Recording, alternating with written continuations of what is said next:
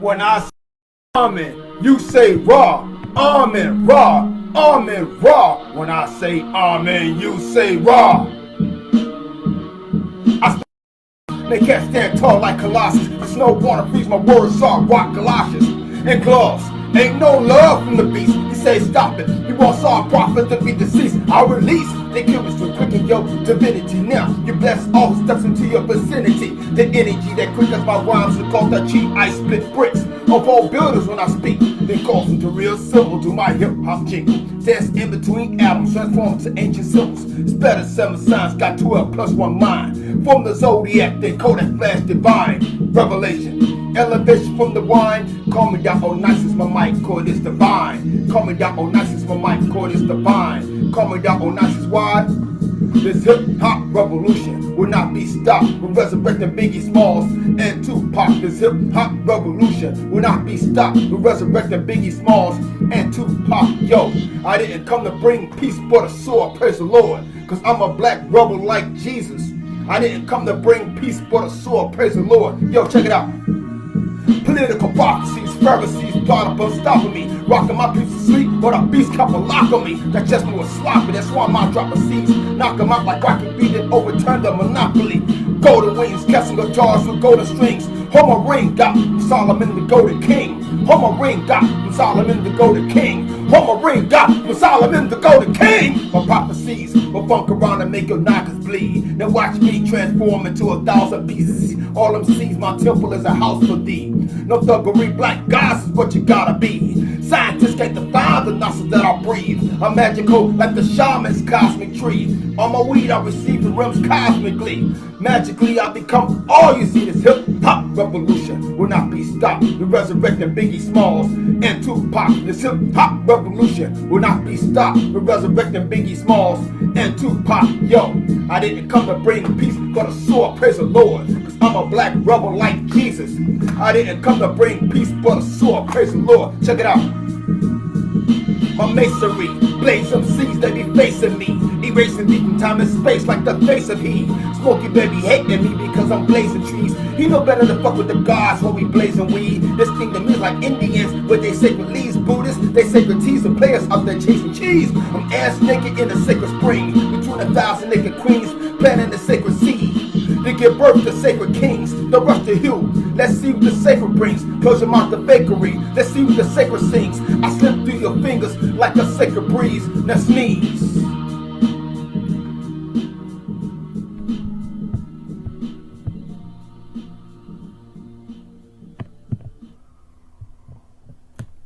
Now let's we proceed with the proceedings. Just to let y'all know, anybody in the STL in the Midwest, welcome to the Ghetto Rise of the Blackmessiah Tour.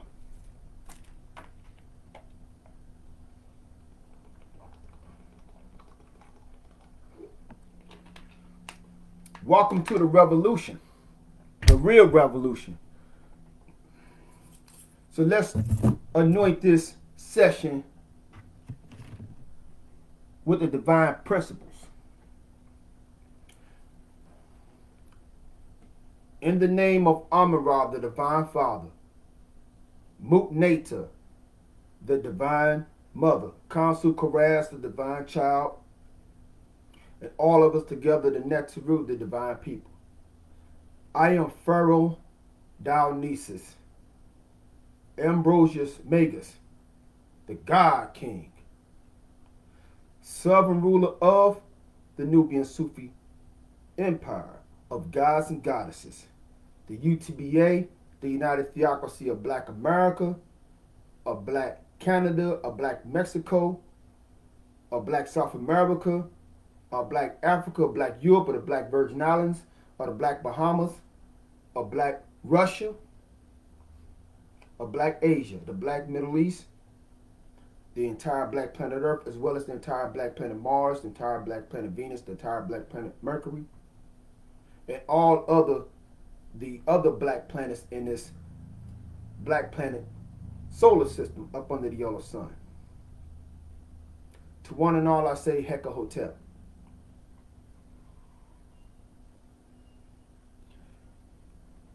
It's time for us to rock and roll, family. It's time for us to really rock and roll. This is our time to rock and roll, right? I mean, it's time for us to rock the planet, right? It's time for us to rock the planet and roll the beast off our planet, right? It's time for us to make this planet spin, right? In the reverse of how it's spinning right now. The way that the planet is spinning right now, family, is spinning people into war, death, sickness, and poverty, right? And more oppression. We about to reverse the cycles of the planet, family. With what? With music. So this is the revolution. This is the revelation. When you look at your Heliobiblos, right? Or what is commonly referred to as your Bible. The end of the book, a lot of preachers are afraid to go into the end of the book and talk about the end of the book with the book of Revelation, because they see a lot of monsters and type of things, scary things happening. A lot of they don't they don't like to go there, right? But why not go there? The book of Revelation, or the book of unveiling, right? It's really the book of revolution, which is the book of change. And once things are revealed to you that you was left ignorant of, that's when you want to change your mind, right? You may want to go this way instead of that way, right? And the wisdom manifests with added years to your life, because you went this way, which is a longer life, and you got away from this, which is a short life, right? Sometimes our ego and our pride will make us go this way and we lose our physical. We're at war, family. We don't have time to have an ego or pride. We need to put those things on the sacrificial altar, right, family? Because wisdom, wise words, or wise dome is the order of the day. So we're in the book of Revelation, or we're in the book of revolution. And leaning up to where we at, I could say there's been a dozen times for the past couple of decades, there's been a dozen times that I was supposed to break into the industry. This Black Messiah. Yet there has been a dozen attempts to throw off this rise, starting in the year of 1996.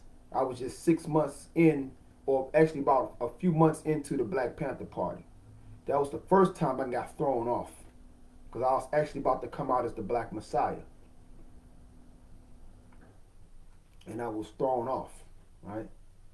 So there's been many times that those in power knew that a Black Messiah would show up. Now, some of you may scratch the top of your dome pieces, right? And you say, hold up, I thought this other brother on YouTube was the Black Messiah. Oh, I thought it was this brother right here with the woke community. I thought was the Black Messiah, right? But I'm here to let you know, family, anybody who's claiming to be the Black Messiah after the year of 1994, when I became the Black Messiah, those are my sons, right? So if they are my sons and they are saying they are what I've been calling myself and what I've been known as since the year 1994, right? Merging into 1995. And if they are not representing that Black Messiah, then me being the daddy, right? Oh, we don't use the daddy, that's a slave terminology. Me being the father, right? Me want to take it further, right? Take it farther. I'm going to have to take off my belt, right? If they are misusing that term of Black Messiah, then me being an OD, I will have to take off my belt, right? I will have to take off my belt so my sons will not mess up the family name. Because in the term Black Messiah, it's not just a fancy title. It's sacrifice, blood, sweat, and tears, right? You're going to lose some kinfolk. You're going to lose some friends, right? You might even lose your job. You may even lose your income. You may even lose your freedom, right? to bear the cross of saying that you are a Black Messiah. Well, I can say I lost family members. I can say I lost friends. And I'm just talking about goodbye. We're not cool. I'm talking about died. Right? I lost income. I went through being homeless. I went through a lot of things. And now I'm being anointed with a financial rise. Right? I'm being anointed with a rise because the fire to test this initiate, I walked through it, right? And not even burnt. Sort of like when Daniel was cast inside the lion's den, right? First casted, they said Abraham was cast into the fire, right? So to go through your trials and tribulations, and then to find yourself being exalted, right? That means you earned that, right? So any of these young dudes running around saying that they are the Black Messiah, there's going to be 1,000,000 belts, right? There's going to be 1,000,000 belts out there, right? And that's 1,000,000 ass whippings. So they might as well just go ahead and leave the real Black Messiah work to Esau Shakur. So as we get ready to move forward, family, in this month of August the 21st, I realized there was a lot of things going on because we got these tickets. And this we're going to get off into the spirituality, but we got to get into the cash rule, right? Because cash rules everything around me, you know what I'm saying? So, you know, I said we just got our tickets. We just got our tickets made, and we got the e-tickets. And I said I want to find some events to go to here in St. Louis because we are doing this promo tour. And in this promo tour family, we are just getting our numbers up. As if we get our numbers up, not if, but when we get our numbers up, because we got people that we bringing on deck to get these numbers up. Once we get these numbers up, meaning that the Instagram, we got 10,000 to 100,000 people following the Black Messiah, right? Then my booker will be able to say, okay, cool, I can direct something your way. And that directing of something my way will be enough where I can go get a brother or a sister who's stuck in the plantation, stuck in the warehouse, right? They want to sing, they want to rap, they want to do their spoken word, right? But they got to wait to go to a spoken word place, open mic place to do what they want to do one time out of a week. They wish that they can sing, right? They wish that they can rap. They wish that they can do film, right? But they stuck on the plantation. And it seems like the system is slated for an Ivy League qualified individual to get the money that they need to further their entertainment career, right? Just lift them above working in a warehouse. Lift them above working at the White Castles or somewhere getting grease burnt and all that, what have you. So there is a lot of talent here in the city of St. Louis. And see, I come as not just as a rapper, but as an A&R who looks for talent. There's a lot of talent here in the city of St. Louis. I'm not saying that there's no talent in Chicago, there's no talent anywhere else. That's why we're putting together a tour so we can add more people, more flavors to the mix. But here in my hometown, which I call Nazareth, there's a lot of talented artists here. Whether I go to the Energies Word Up at the Legacy, or we go down to Lyrical Therapy at Herb Arts.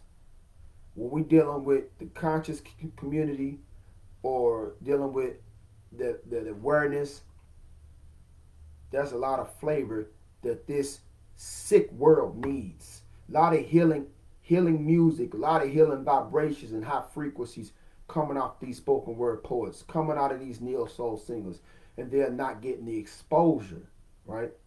Right now, we wonder why there's so much murders and killings going on in the city of St. Louis, in the city of Chicago, in the city of New York, in the city of Cleveland. Why is all this murder and killing? And then if you draw a circle around the demographics where it's coming from the most, is black America. And I'm inviting this conversation not just to Black America, but to all people of all races and religions and nations that are tuning in to this live stream, right?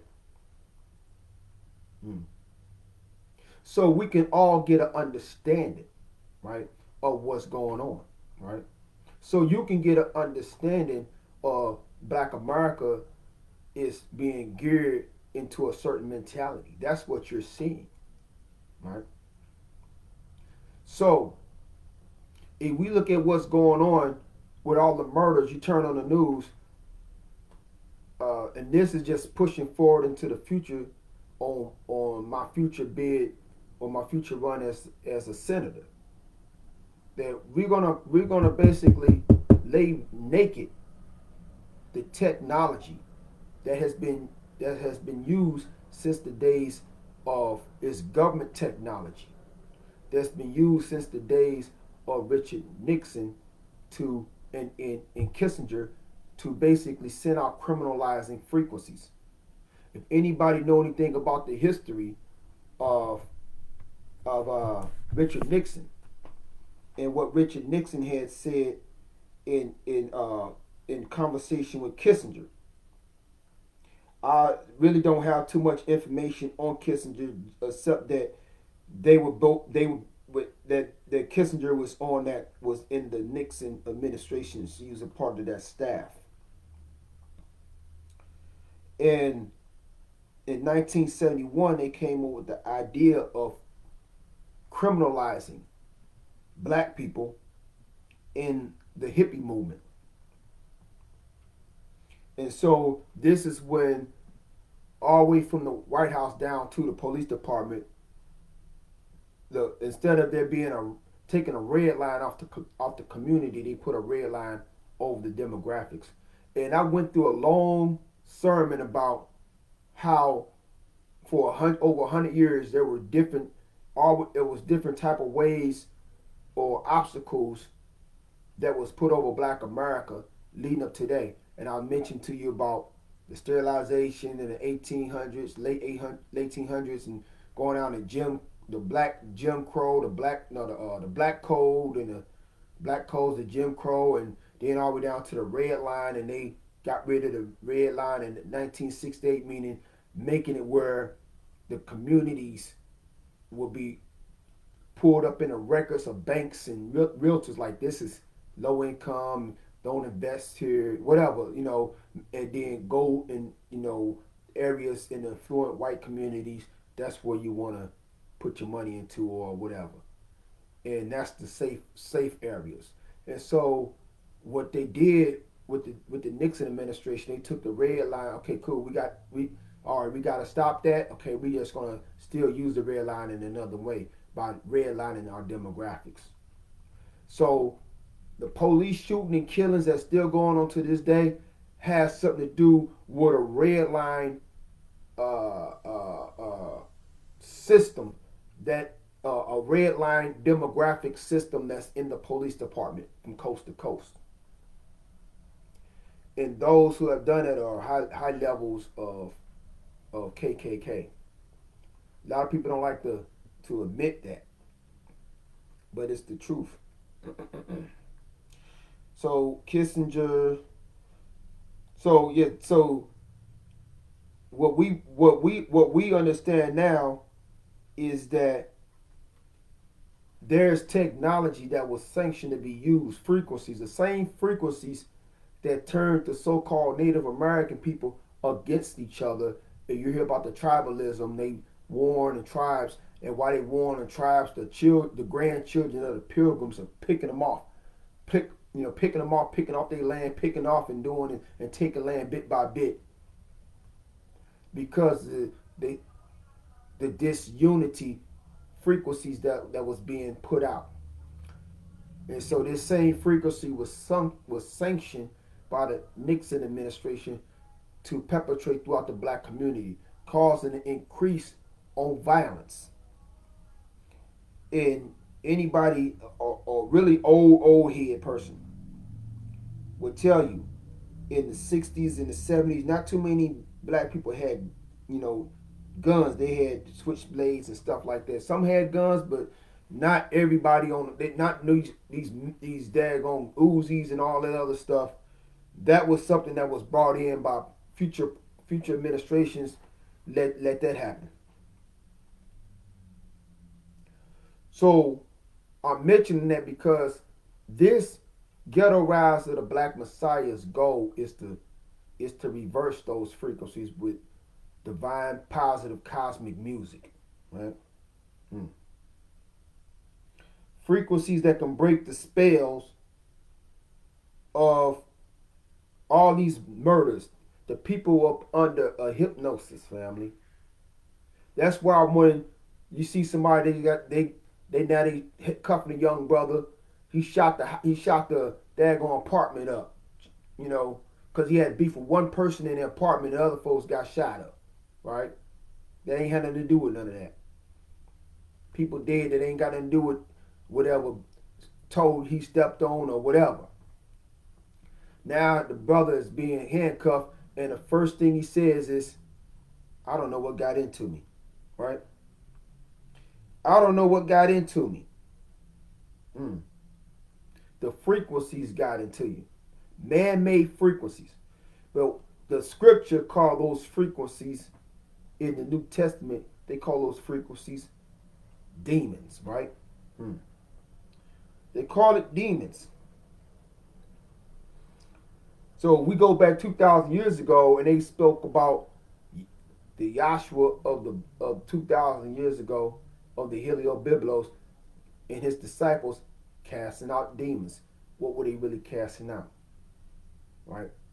They was casting out the perverted and the barbaric thought forms of the invaders, whether the Roman invaders and the Greeks, they was offered to same sex, they was offered to all this stuff about the LGBTQ.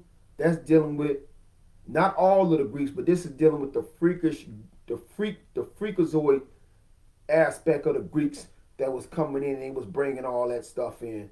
That's where that originates from. And they was imposing that on the original black Hebrews at the time.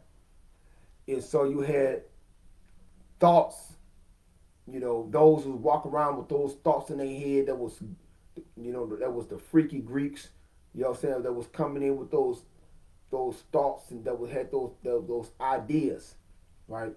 Now, when we say the Etruscans, the Etruscans were basically the original black fathers and mothers of the white Greeks. And that ties in with the story about Yaqub. That ties in with all that.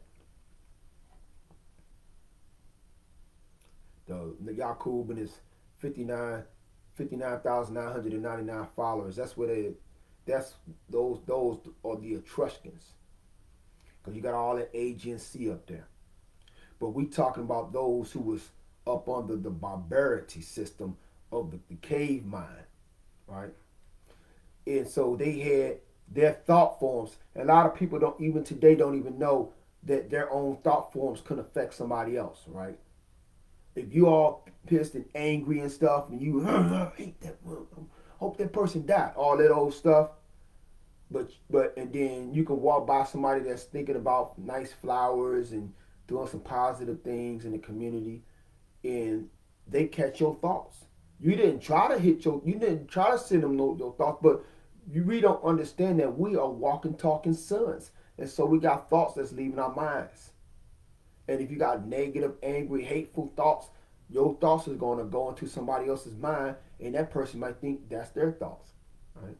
Next thing you know, that person that was thinking positive about doing something positive in the community, helping out the children and stuff and whatever, volunteering as a tutor at a school. Now, for some reason, they get mad. Don't know why. Like, man, I hate that person. I hate that person looking at me crazy all the time. Now they're angry over something that don't even exist to be angry about. And so now they detour. Now they cuss somebody out on the bus. Now they fighting on the bus. And a person was waiting on the bus to go home and have a good day. Now they fighting on the bus. Somebody put out a gun. Somebody got shot. That didn't have nothing to do with none of that. And then somebody go to jail. So we have to take responsibility for our thoughts. Because our thoughts can be demons, right? But our thoughts can be angels too. If we know, that's why some of us do the yoga. We do the mantras. So when we tap into a certain divine deity or energy, then that's what our thoughts will send out. Divine energy. Whether it's the Lakshmi, we send out abundance, or Ganesha, the money, or the removing of the obstacles, and what have you. So this is what the Yahshua 2,000 years ago had to deal with, because you had some that was into same-sex orgies in the ancient Greece, and they wanted to bring that into Jerusalem.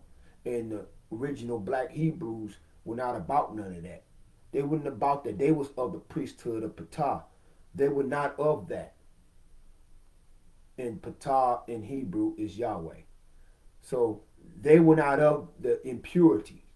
And so they was enforcing that, and you had some reprobated thinking men that was walking around from Greece with, they was talking about wearing the leaves on their things and all that, and just promiscuous in that. And so those were the thought forms that was going out and affecting some of the black Hebrew people.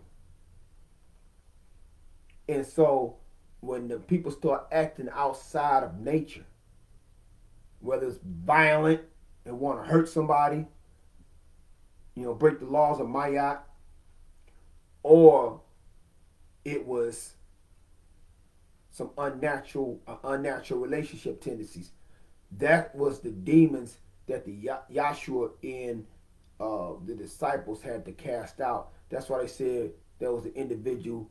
They was chained up. The people had to get them and chain them up. And then he said, "What is your name?" And he said, "My name is Legion, because I am many." And so we understand legion. The real term of a legion was basically a garrison of the Roman Empire. So now we're talking about all the thought forms of these Roman soldiers. So it wasn't just about the physical invasion of the Holy Land by the ancient Romans. It was the mental invasion of all of these perverted, barbarian-minded Roman soldiers. Their thoughts was affecting the populace. And those thoughts are your demons. So we look at what's going on today, family. A lot of people are affected by demons. But these demons are thought forms.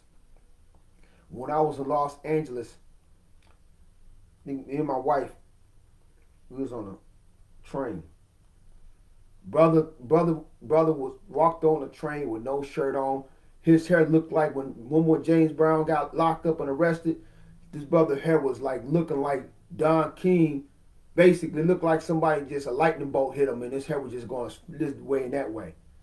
And he was shaking, rumbling and grumbling to himself. Walked on the train. It was a bottle of, it was water or juice, but it was open. Somebody just discarded it and left it on the train. Probably an hour or two on the train, unattended. This black brother grabbed this bottle and drunk it, and was looking at somebody like he was ready to attack and hurt something. Two white couples, a white couple. Soon as the train stopped, they quietly and humbly walked off that train and got on the next car, the next train car. And I said, this is a person that is filled with demons. When I first went to LA, I had Zika bees and I had these little strings on them. I had to go up against so many demons that by the time I got ready to go back to St. Louis, in 3 or 4 months, how long I was there, 6 months, my strings was all gone. So I guess because it was that powerful. So you got a lot of things that'll open you up, especially when you start understanding about this is not the only dimension that exists. This physical plane is not the only dimension that exists. There is an inner dimension, and there are thought forms, and these thought forms can take on legs and feet.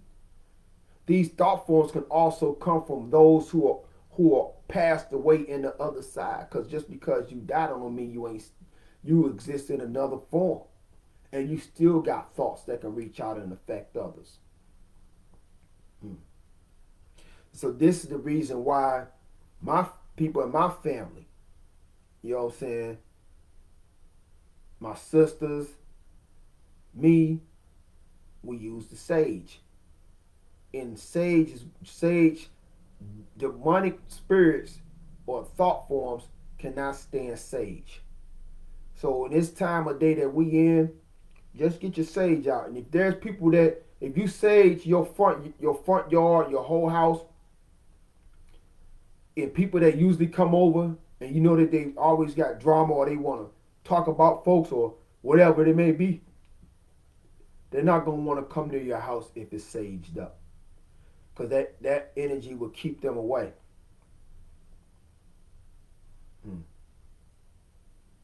I want to show you this. This is the effect that we're dealing with. Now, this is very old article. It's an old article, but it kind of go into where I was trying to get at. So, this right here, if you could see it, Richard Nixon and Kissinger is in that picture with him. So you got a picture right there. Kissinger got the glasses on. So we talking about during the height of the Vietnam War, and there was still eugenicists even before Bill Gates came on the scene. They were still trying to figure out not how to give reparations, but how to finally eliminate black people from America, right? So you would think that okay, the government one day in those descendants of the founding fathers would say, you know what, let's go ahead and give Black America their sovereignty and their financial liberation. But it's always been key members in government, in corporate America, who have been eugenicists. And their plans were always to eliminate black people from America. Basically, okay, they built the country. We used them, they labeled it, built the country, we set them free, but you know what? We don't want to keep going to more protests keep happening and more rights and all this stuff, and next thing you know, they're going to be in the Senate with us. So we got to find ways, but we got to make it covert. You know, so let's approve these scientists to do this, and let's approve this corporation to do that. And so there was always eugenicists getting hired into high levels of government. And their plans was always to eliminate black people. This is not me talking. This is what's been happening. So there's a lot of black Americans that still walking up on the illusion that it's over with. They're safe. Until black America has its own sovereign government, we will not be safe. And all of the funds and the finances, especially the U.S. dollar, has been slighted to be in the hands of only white American elites. They always have more than the next person. So we would never be free as a people until we develop our own currency. So as we see it says Nixon official. So it says real reason for drug war was to criminalize black people and hippies, right? So y'all can see this.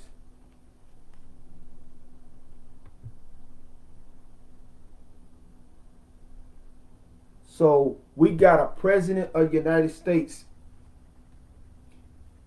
and we got a president of the United States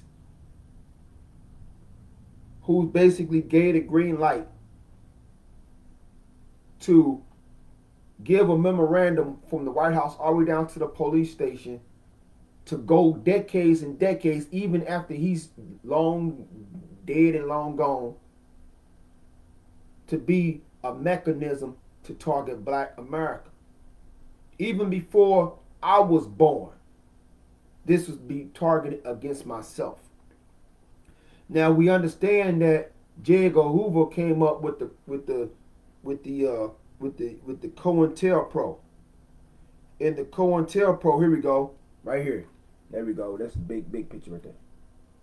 Nixon, the real reason for the drug war was to criminalize black people and hippies. Now, when we say hippies, we're not saying, and this is the thing about it, I used to like the rainbow flag back in the 90s because it represented the hippie movement, and the hippie movement worked together with the Black Power movement. You understand? But see, the LGBTQ movement, they took the rainbow flag and made it their symbol, right? I'm beginning to think that was a part of the government to tell them to do that so they could neutralize the hippie movement, because the hippie movement was basically about us coming together as a global community and being about love and peace. And so why would the U.S. government up under Richard Nixon war against the hippie movement that was talking about love and positivity? Because they were speaking out against the war in Vietnam at the time. And the war in Vietnam was only going to benefit the corporate elites who may wanted to get the resources that were there in Vietnam. All right?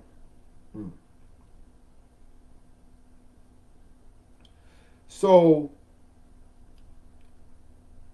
this criminalizing of black America, it kind of moved in harmony with the fact that J. Edgar Hoover, who came up with the COINTELPRO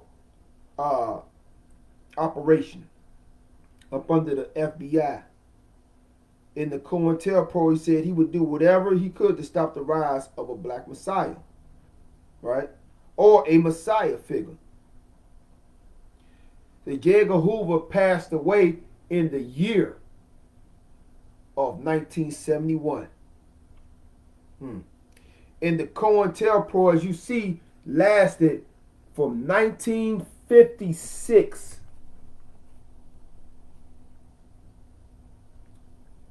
from 1956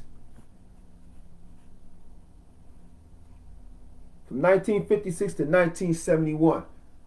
So that means that everything that the Honorable Elijah Muhammad was doing with the Nation of Islam, even with Minister Malcolm X separating and starting his own movement, even with the Black Panther Party, even going with Dr. Martin Luther King, Dr. Reverend Martin Luther King, they were all up under the eye of the COINTELPRO. And the COINTELPRO would basically, they would go get, and this is through the FBI, they would go get brothers that's sitting in jail serving 20, 30 years. Do you want to go to Vietnam, or do you want to go undercover and say that you're a Black Panther but you're not? Do you want to go undercover as a Nation of Islam? Do you want to go undercover? And when you go undercover, we want you to plant some drugs on them. We want you to plant some guns. We want you to get them. We want you to do something wrong in their name. We're going to pull you out, and then we're going to shut down that movement. We want you to go on there and be the Judas in the Nation of Islam. We want you to be the Judas in the Black Panther Party. We want you to be the Judas in the Southern Christian demonstration. with Martin Luther King. We want you to go in as SNCC. We want you to go in there, all these black organizations, and we want you to go in there as the Judas and do something jacked up, sabotage it so we can come and shut them down. Because they're throwing off our efforts with the war in Vietnam. They're throwing off our efforts on us milking, as we milking them, as we are secretly keeping them in slavery, and they still don't even know that they're under secret slavery, and they're getting in the way of our eugenesis.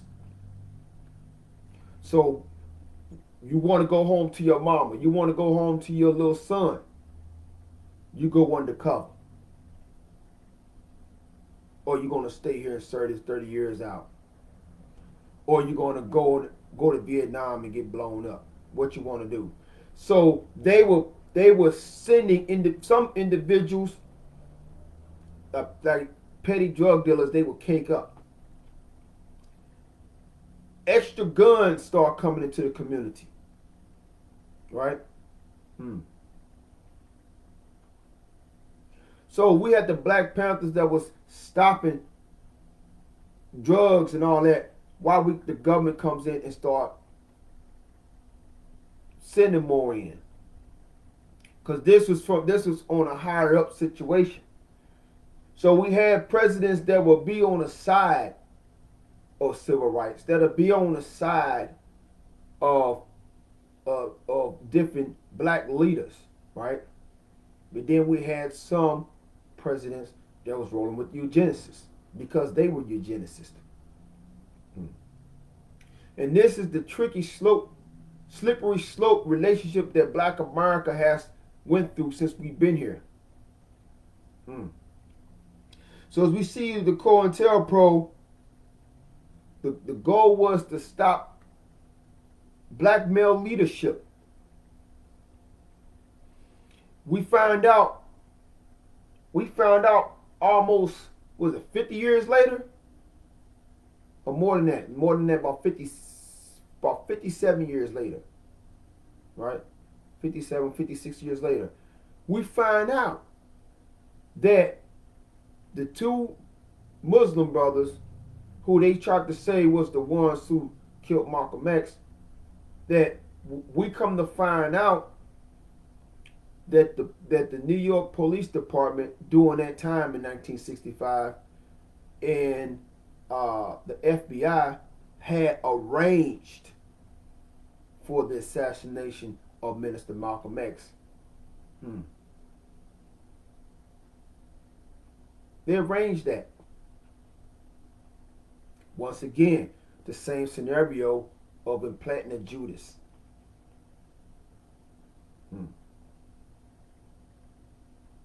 Just to stop the equalization that should have took place in the year of 1776, when George Washington and his people got their flag, got their independence, or when they got their independence.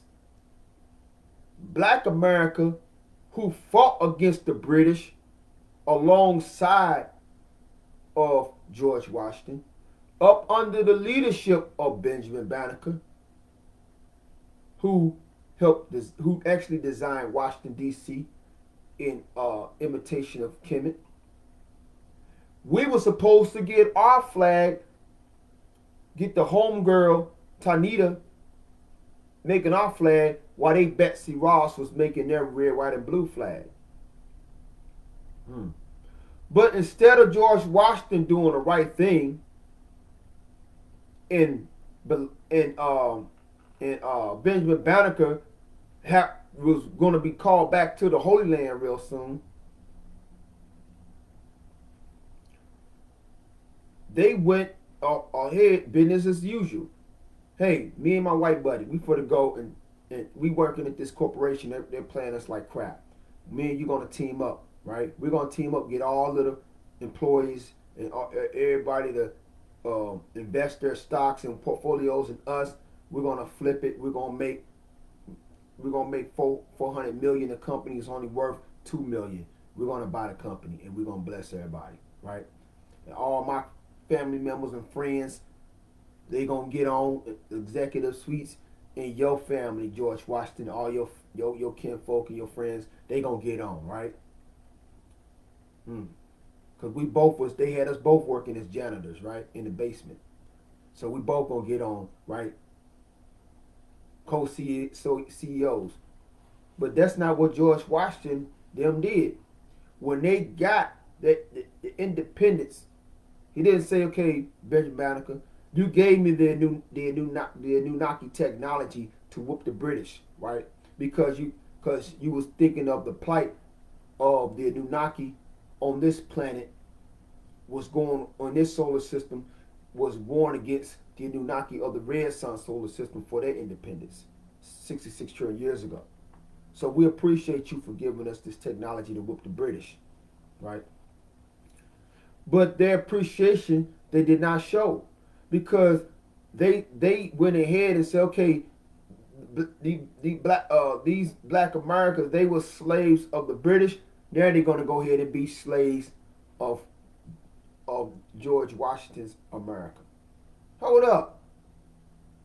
So that's basically, hey, we got it. We got the company. But guess what?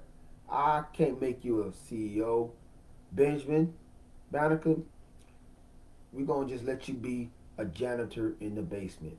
And I'm going to be the CEO. And all my white family and white friends and everything, we're going to stay up here at the high. And y'all going to stay there.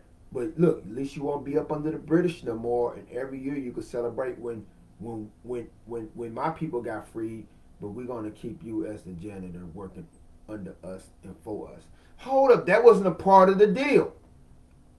So from 1776 all the way up to right now, with the Iraqi and the Pakistan war and all that, black Americans have been on a battlefield and fighting for a freedom that we never received. All we get after we finish serving the war is a job and a kick in the ass when they done using us, right? Oh, or is our black American soldiers only going into the military to come out and get a job when they done service? If they're fighting for the land, wouldn't it be righteous if our black soldiers would get out and give them some land, give them a piece of land? But that's not in the idea, right? That's not in the situation.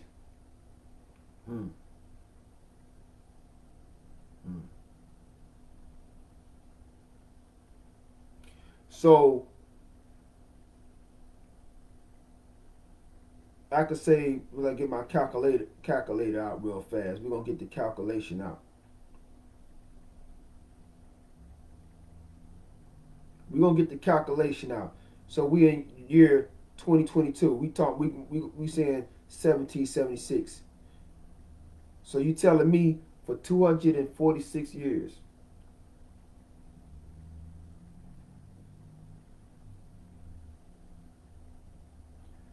that black America, under the phase of ignorance, we have been celebrating a freedom that we were denied or we got gypped out of, right?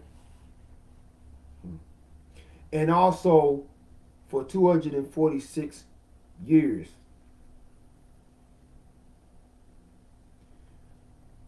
we have been going through hell on earth that we didn't even have to go through. If George Washington would have did the right thing and said, okay, we got our sovereignty, y'all got y'all sovereignty. So all of the abolitionist stuff that went on with in the Harriet Tubman and the all this stuff, the rebellion, slave rebellions, the Nat Turner, all we're going to the civil rights movement, and now we're going to the Black Lives Matter and all this other stuff. All that is unnecessary because in 1776 we were supposed to have our sovereign government. We were supposed to have our sovereign government when George Washington had the Bessie Ross put their red, black, and blue up. We supposed to have Sister Tanita put together our flag, right? But you had some that said if we give them this, they may mess around and wake up the Olmec civilization overnight. Which probably would have happened.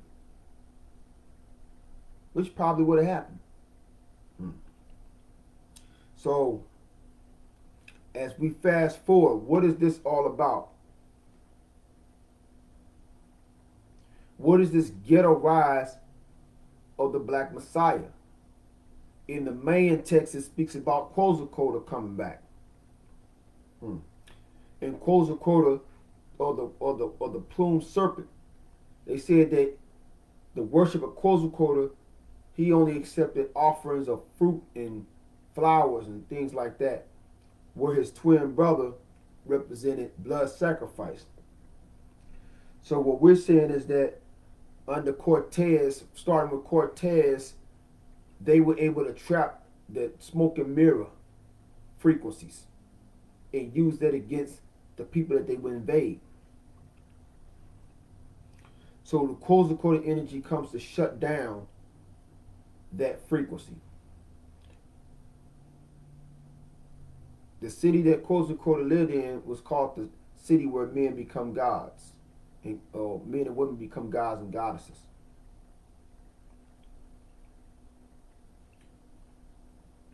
So as we go into this Black Messiah movement, this shirt right here, this shirt is for me to give to young black men to teach them how to secure their community. So just like you got the Black Panthers, you got Lion of Judah, you got the Black Angels. So the Black Angels represent the vanguard of the Nubiansufi empire, gods and goddesses. So there's a frequency that's being aimed at our young men. Now they tighten up, they tighten the grip of this frequency into this drill music, what do they call it? Drill or trill, what is it? But it's a type of music that basically is talking about hardcore killing through the whole lyrics. And a lot of our brothers not understanding that this music is being used for RICO acts.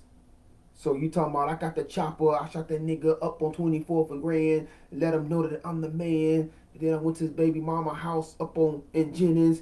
And so basically, just like what the police said, anything you say can and will be used against you in the court of law. So you seeing young brothers they convicting you off of the murders that you're putting in your rap songs. And you could be talking about somebody, you could actually be saying somebody else's story, right?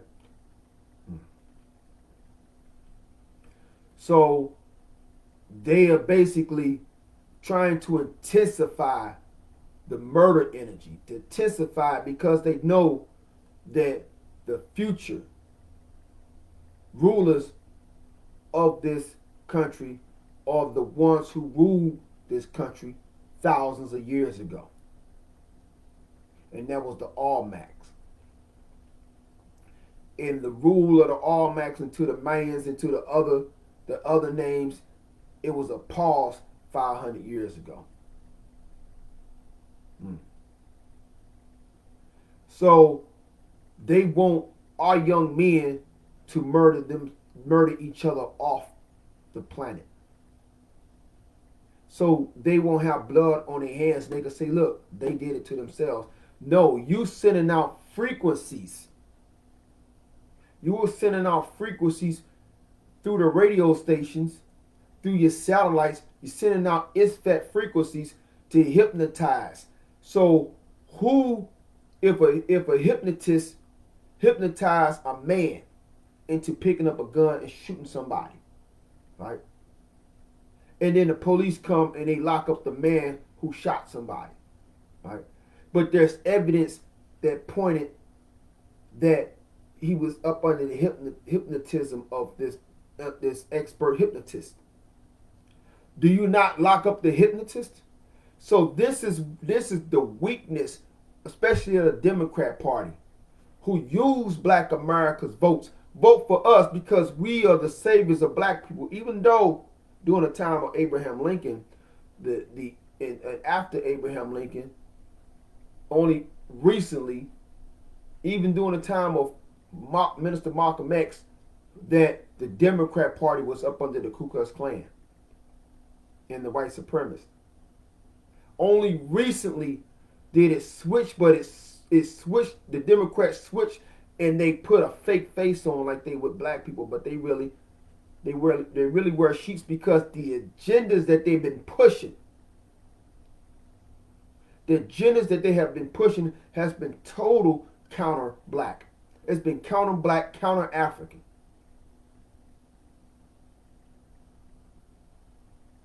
They have been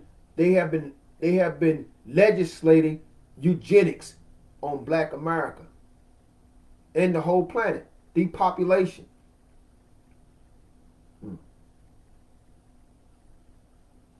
You can go back to 100 years ago, around 1921, and you will see eugenicist Margaret Sanger, the one who initiated Planned Parenthood, who initiated the whole abortion thing that was originally for black women and not nobody else at first.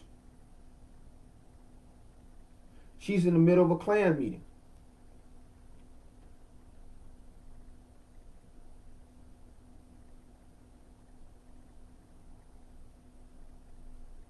So going with the Democrat Party and what they have been doing toward black America, as Joe Biden said, to Charlemagne the God, you are not black if you don't vote for me. What? You saying basically I gotta be basically vote for you because I'm supposed to be a Democrat. Right? I'm black, so I'm supposed to be a Democrat. I'm supposed to be a Democrat and a sheep type of Democrat at that. To vote for you, or I'm not black. Yet, Ice Cube stepped to the table and he put something on the table. He said $500 million for Black America so we can initiate some programs. Right? A Republican who's very hated right now. He's not my buddy because he don't represent what I represent. But he told Ice Cube, I'll give you the money. I will give you that money if I become president. I'll give you that $500 million. Because he was looking at it as a business deal, right? I'll give you that $500 million. I'll give you that so you can get a Black America and initiate businesses so we ain't got to ask for no damn job. Right? Because the Republican Party is about businesses. The Democrat parties are about fake handouts with a string attached.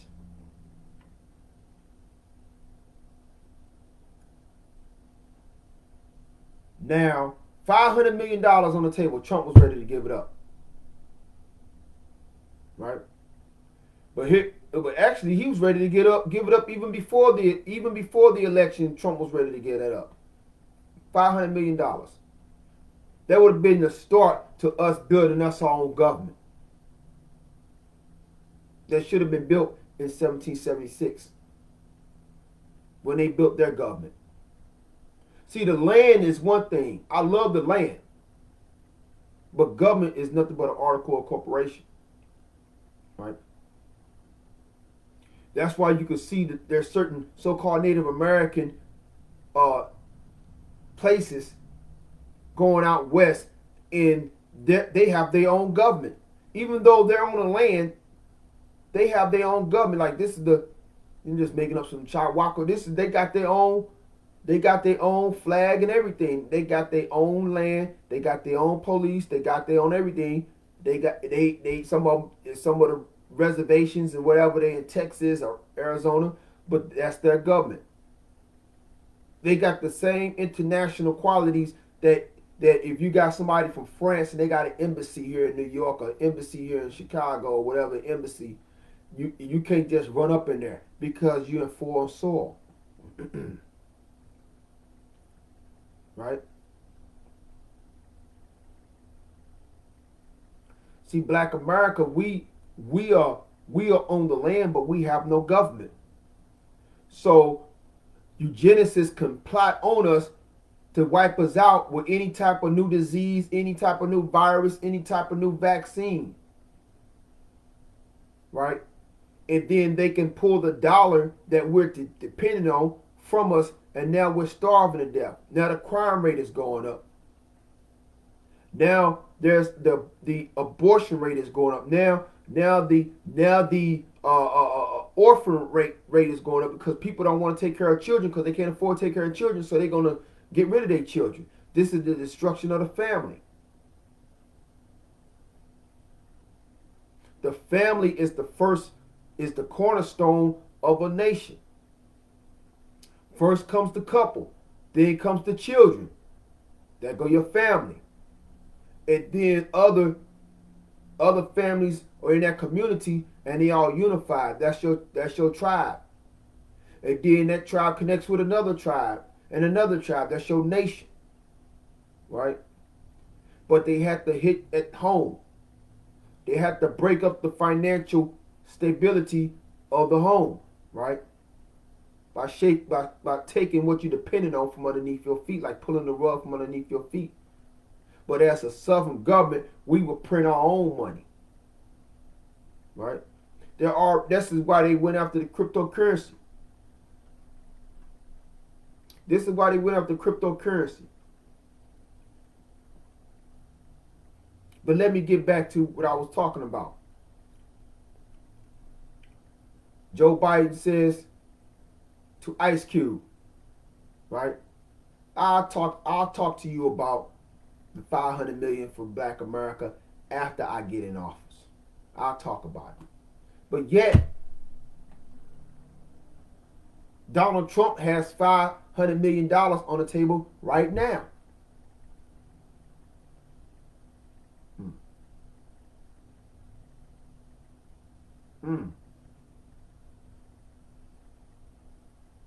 But the way that Joe Biden was talking to Ice Cube, who is a multi-millionaire, he was talking to Ice Cube as if he was old Negro down the street at a temp job service.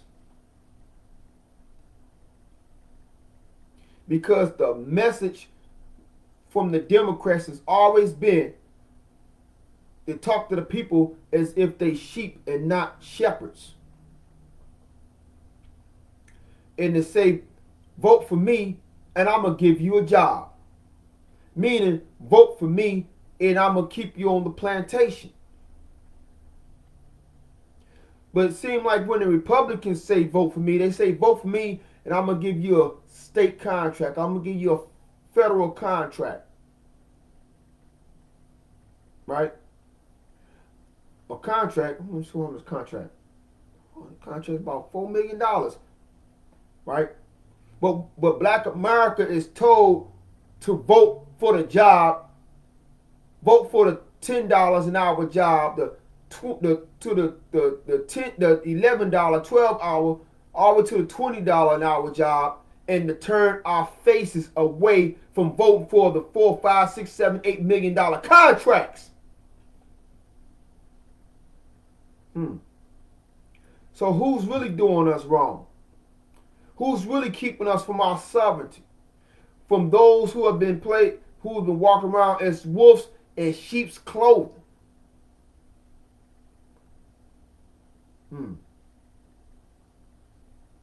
That's why I'm Republican right now.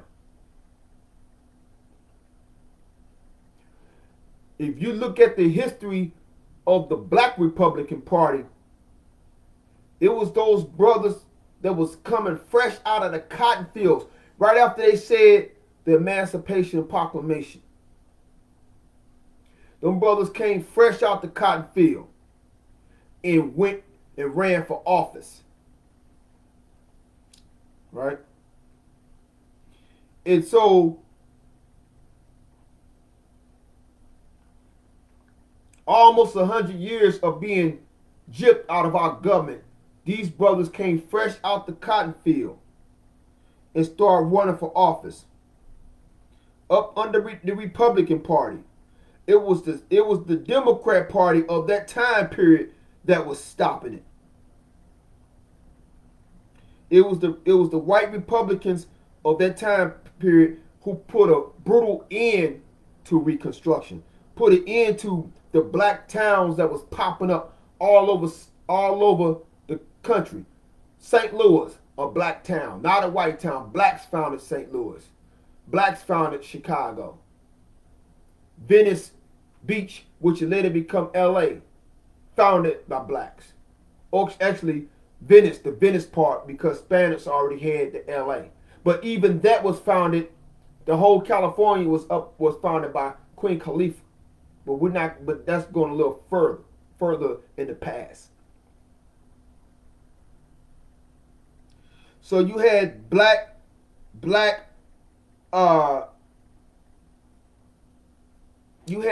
senators. I want y'all to see where I'm going at. And they went up under the Republican Party. And so they was not going up to, there go Frederick Douglass right there in the middle. They were not going for no damn job. They did a job for damn near 400 years with no pay. Right? They were not going for no damn job. They was going so they can get contracts so they can start building townships for themselves. And you can find all of the black towns that was ever created were taken from us. We start fresh out of slavery, black towns start popping up. The latest destruction was Tulsa, Oklahoma. So these are all senators, black Republican senators, fresh out of slavery. So there was moves to put an end to that because this is what they was working on. This is what they was working to reestablish. And if that would have went on, and if none of these black towns would have been decimated, you wouldn't hear about no ghettos, no hoods, no gangbanging, none of that stuff.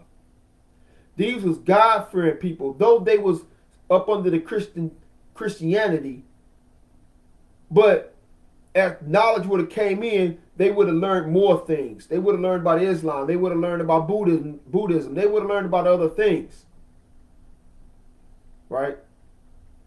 And there was no poverty. What's poverty? Because they were not just money based. They was trading and market trades. Understand? But when they start to decimate, it was decades of decimating these black towns. They started all the way from the time when they towns is fresh. So when there was a decimation of the so-called Native American villages, there was decimation of black towns from the deep south all the way out to California. Decimating black towns. If anybody heard the history of Manhattan, or they said Manhattan, or what's that park out there, that major park that's in I can't remember the name of that. It's a major park out there. Central Park. But there's an area that was supposed to be a cemetery. Was it Wall Street? What I do know is they built on top of a black cemetery, meaning they built on top of a black town, and they had those who they passed. So they built over, took, instead of saying, we owe them that. We owe them to have their own. But no, it was a decimation of Venice, California, which is the holy city of us Nubiansufis here in the West. Founded by black people in the year 1908. Took it over. There's in Manhattan Beach in California. I think it was Manhattan Beach. There was a family who've been fighting to get their land back for 100 years. They finally got it back. It was like $70-something million worth, or probably more than that. But they fought for 100 years, meaning this son fought, this son fought, this son, great grandsons fighting to get this land back, and they finally got it.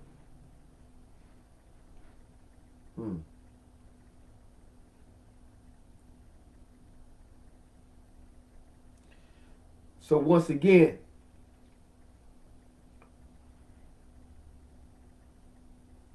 do you want a job or do you want a contract? Do you want a job that will only take care of your own selfish self, your own individual, or you want a contract so you can get everybody in the community hired? So you can get everybody in the community working, right? Because I'm gonna breathe on you all a prophecy. The Republican Party is going to take the Senate, right? Now I'm not going to tell you or say Trump is going to get in or get out or somebody else, because the UTBA, Trump doesn't matter to us, because Amun-Ra is the one in whom we look as our national and international leader, right? But we are willing to work with the Republican Party. But we have to show this administration, I'm talking about Black America, we have to show this administration of our disfavor of forcing Sodom and Gomorrah on ourselves and on our sons, putting agendas, especially with Nike, got our sons wearing dresses. Yeah. We have to express our disapproval of this administration by letting eugenicists, who are known depopulationists, to force the mark of the beast on us, right? And especially targeting Black America. We have to basically show the world community that who the original gods and goddesses are. So there's going to be a political shift, and it'd be wise if you shift with it. A lot of you, that's whether you're in the Nation of Islam, you're in the Moors, or you in whatever you are, KEMETIC spirituality, and a lot of you say, well, I ain't into the politics. You better get into the politics. The reason why you better get into the politics, because if you don't, there's going to be devils and demons and Satans, and they're going to be writing policies that don't have your best interest in mind.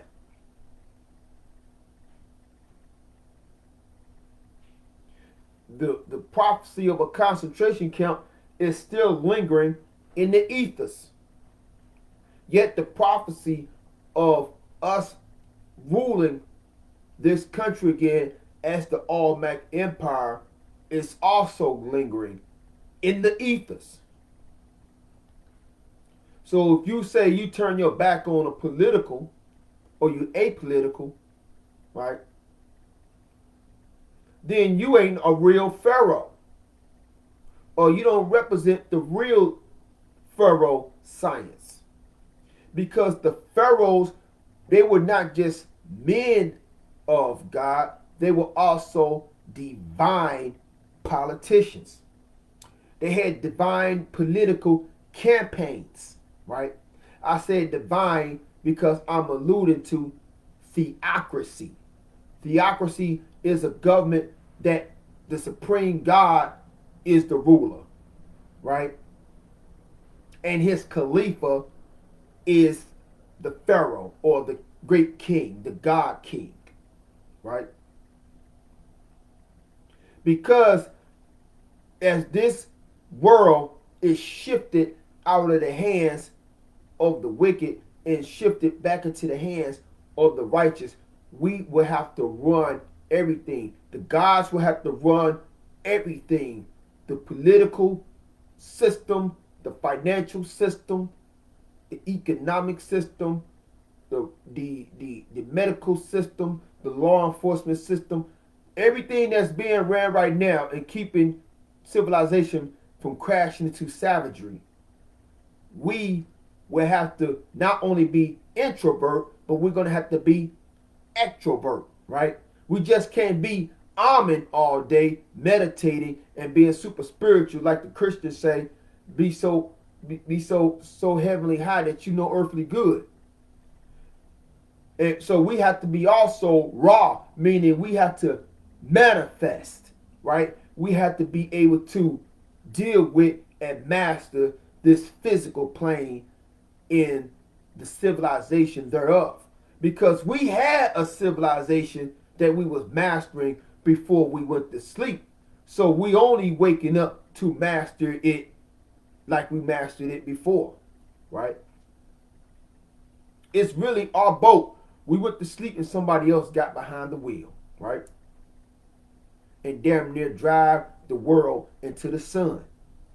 So we have to get the wheel back from these maniacs and drive this planet away from the sun, right?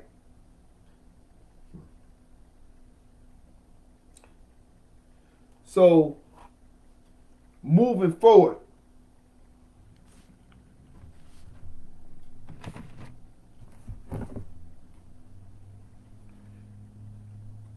with this Black Messiah tour, with this Ghetto Rise of the Black Messiah tour,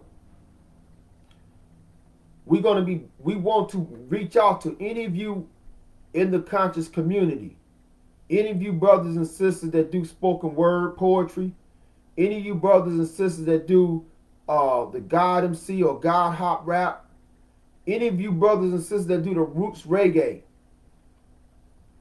We want you to become a part of this Ghetto Rise of the Black Messiah tour. And and when I say on a universal level, right? Because I'm talking to my people, Black America, Black Africa, Black Europe, the Black planet, but I'm also talking to all races of people and nationalities around this planet Earth, because you all have went through hell on earth, and I think a lot of you want some heaven on earth, right? But we can't have heaven on earth if we got demons and beasts sitting in seats of political power, right? We need gods and goddesses back on those thrones. So we invite everybody who wants to help energize, magnify the Ghetto Rise of the Black Messiah, right? And the Black Messiah is representing that caress principle. That caress principle, that divine omnipotent power of the God that is within, right? That's within all of us. As the Gnostic teachings say, don't just believe in Christ, you become a Christ, right? You become that which crushes the wicked. You become that crystallizes the consciousness. You become that which anoints your fellow man or your fellow woman with power, right? So we're asking you all to join the Ghetto Rise of the Black Messiah tour. No matter where you at in the country, whether you in New York or you in California, whether you in Paris, France, or you in Nairobi, Kenya, whether you in Tokyo, Japan, or whether you in Sydney, Australia, we ask you all to join the Ghetto Rise of the Black Messiah tour. But don't you give me no damn Facebook thumbs up, because you cannot put a Facebook thumbs up in your gas tank, right? You can't go to your landlord and say, look, I got 500 Facebook thumbs up likes. So here's let that be my rent money, right? So don't play me like that, family.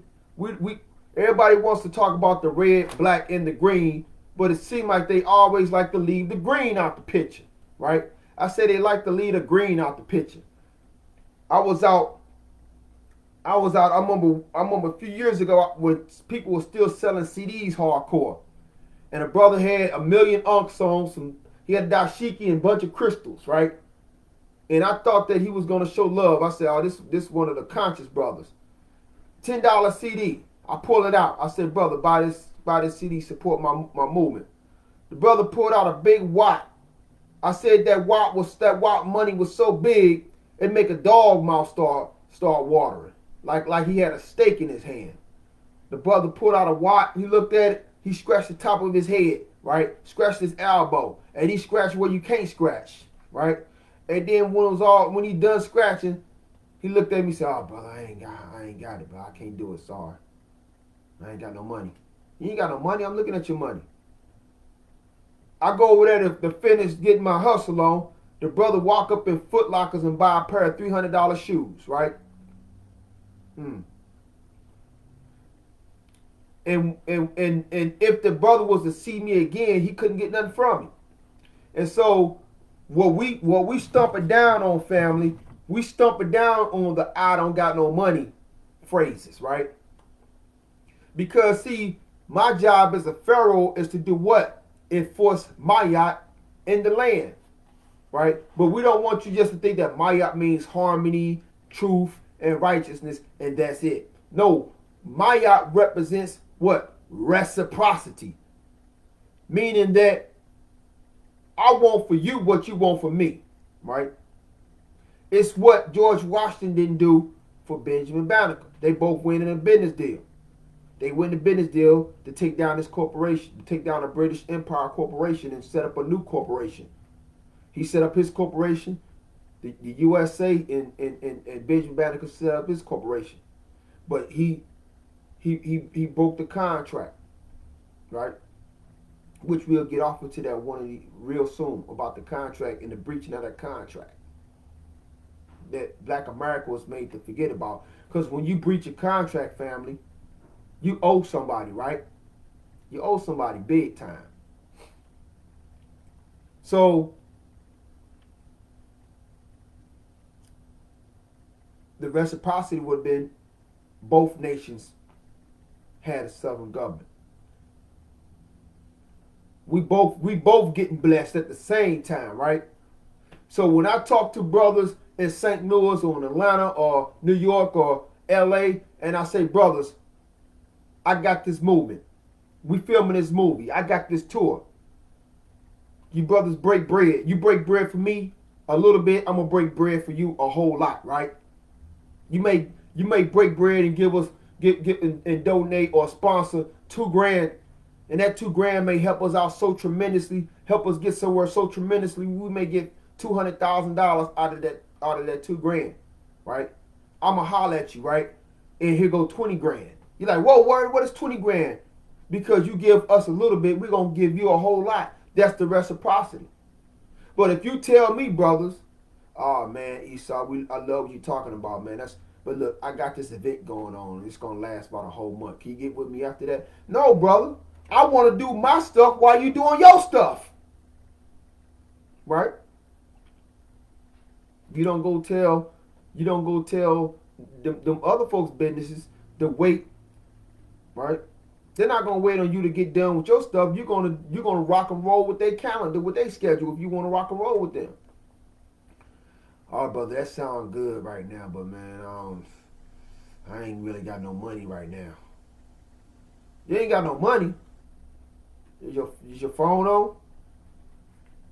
Somebody getting some phone money. Yeah, I don't think any black companies is getting your phone bill money. You got a house, your gas. See, when we tell, and I'm speaking to my people, when we tell each other, like I can call somebody, I ain't got no money before I can open my mouth, right? Now, when you do that, you breaking the laws of Mayat by lying. When you just automatically tell somebody that you ain't got no money, right? Just be honest so you can't face what you put out and say, look, I got money, I don't got it for you, right? I got money, but this money is going over here. I could respect that more than to tell me you ain't got money, then I end up seeing you going to the mall, or I end up seeing you because I get everywhere, I'm all over the place. And I'm talking about those people that I talk to. Or I talk to people online, they say they ain't got no money, and 2 weeks later they throwing a festival somewhere, right? They just told me you ain't got no money, or trying to invite me to their event. Now, we asked for a $20 donation, yet now you told me you ain't got no money, but the next week you got some tickets to your event. and you put your stuff, you Instagram or you Facebook me to come check out your event, right? But see, brothers and sisters, y'all working out of my yacht. Because see, if you would have had blessed me, then I could have came around and blessed you. This is the same thing as I had did the example of you got a brother that's across the street that's selling bread, and the other brother across the street is selling wine. So the brother that's selling bread, he's got a bunch of customers buying his loaves up. But their mouths is getting mushy. They need something to swallow it down. So this brother across the street, he got wine, but he also got sodas and waters. Right? So the brother said, look, that black business is across the street. Why don't you go over there? He's got some refreshments. Now, you sending all them people to come buy my wine. I got so much money. Now I'm coming back and buy some loaves from you. Now you just got the money bounced right back to you. And that's the way ethnic communities, money circulate in their community.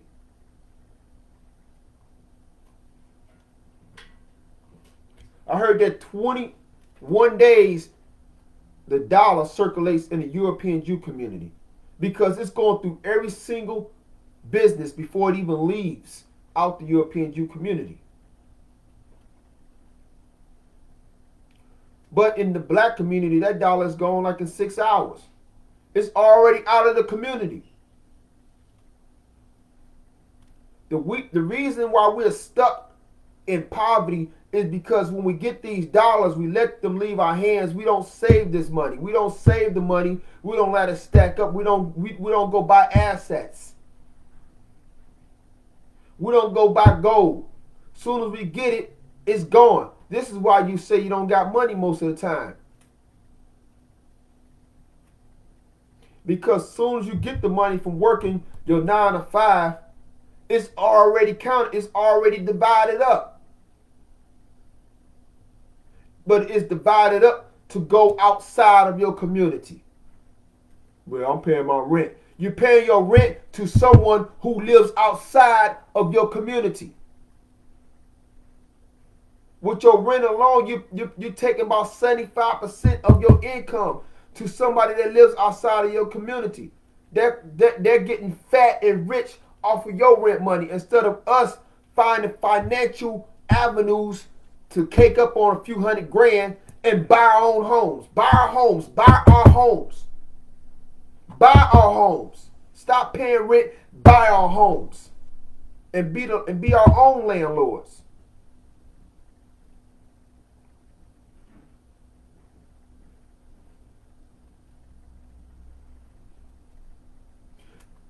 So if I say support my movement, brothers, especially my brothers in St. Louis, who said they conscious, and my sisters in St. Louis, I'll say, hey, we got these tickets. This is the Black Godfather of St. Louis movie creator. But I'm also the Blackmessiah. So look, we got these tickets. Buy these tickets. $12. $12? I ain't got no money. But you go buy a dime bag of weed. And your lady may want a pack of cigarettes. That was a ticket. And see, I was thinking about it today. These is not just, I'm not looking at these as just tickets. I'm looking at this as my currency. I'm looking at this as a $12 bill, right? So I'm exchanging my currency with you. I'm already getting into the mentality that we have to start our own currency. So this is my money right here. So I'm not asking you to buy a ticket. I'm exchanging currency with you. So if you still hold on to this one day and I see you, I'm gonna accept this as money. Right? I'm not looking at this as just being one thing. I'm looking at this as currency. But if you like, I ain't got no money. I ain't got no money. Or I don't got the time. I told a brother today, say, brother, I will pay you to come to my event as a photographer. He got his camera and everything. Oh, brother, I ain't gonna have time. You don't even know what day I'm talking about, right?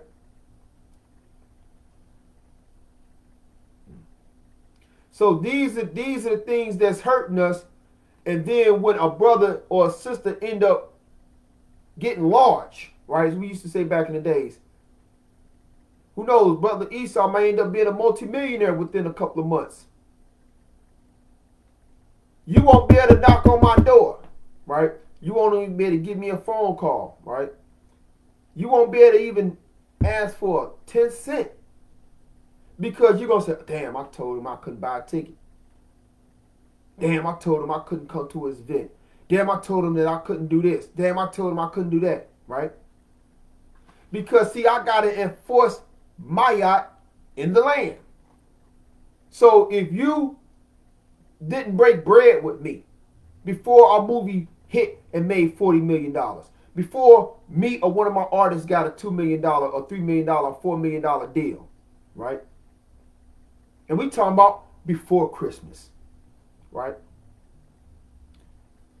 You like, damn, we heard, damn, Esau, he's worth $30 million, man. Man, it's Thanksgiving. He worth $30 million. He worth $40 million. Damn, that movie really popped off. Damn, I remember him. He was asking me to buy them tickets. He was asking me to, you know, to be the sponsor for his, sponsor for his movie. Damn, I told him I didn't have it, even though I did have it. Damn, I told him I was busy, even though I wasn't busy. Damn, I need at least about $50,000, man, to save my business. These folks about to shut my business down. I need $50,000 to save my business. Damn, I know Esau too. Damn. And now you find yourself, you can't even come to me for $50,000. Because see, I'm gonna have to be like the white man's bank to y'all. If you don't make a deposit, you can't expect a withdrawal, right? You go up in Bank of America, Chase Bank, or any other bank, and you say, look, I want $50,000. They're going to say, huh? $50,000?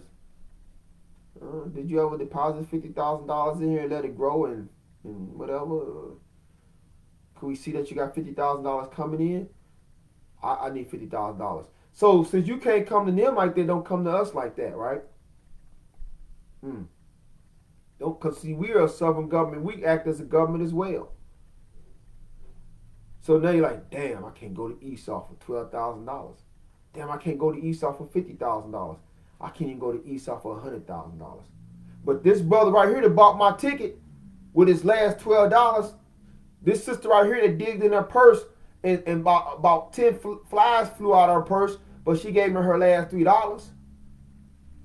This brother right here who showed up, and I was not able to pay this brother to act at this time, or I wasn't able to pay this brother to do this or do that, but they volunteered their time. Now they can come to me and get whatever they want to get, right?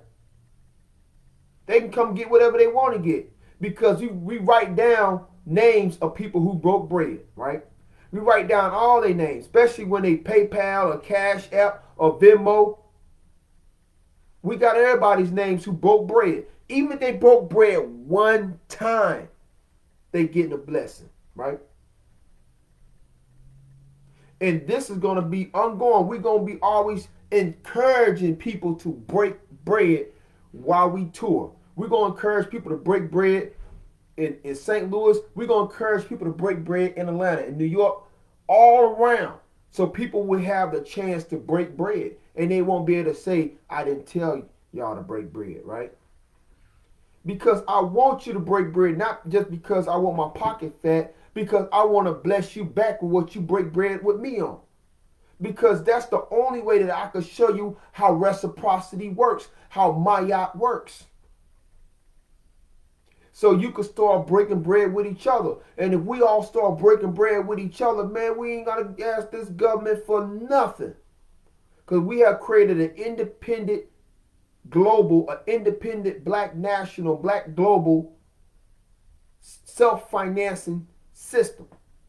That we all breaking bread with each other, right? But in order for you to really do that, you're going to have to probably stop going to McDonald's. You might have to turn your money away from the malls. All these corporate entities that we've been sending our money to have been contributing to you saying you ain't got no money. So you're going to see how much more money you have once we stop sending corporate America money, right? You see how much money you have when we buy the house that we stay in. We ain't got to get a landlord nothing. See how much money that we're going to have left over to play with and kick it like Bruce Lee once we cut Ameren out the picture and solar panel our houses. All we have to do is buy solar panels and solar panel our houses, and the solar panels will store the electricity. Will store the light from the sun and convert the solar light into electricity, and our house will be powered by the sun. And see how much money we save. See how much money sits in the bank account, but don't let it just sit in the bank account, family. Because with extra money, we can invest in cryptocurrency. I'll show you how to do it. We can buy stacks of gold bars.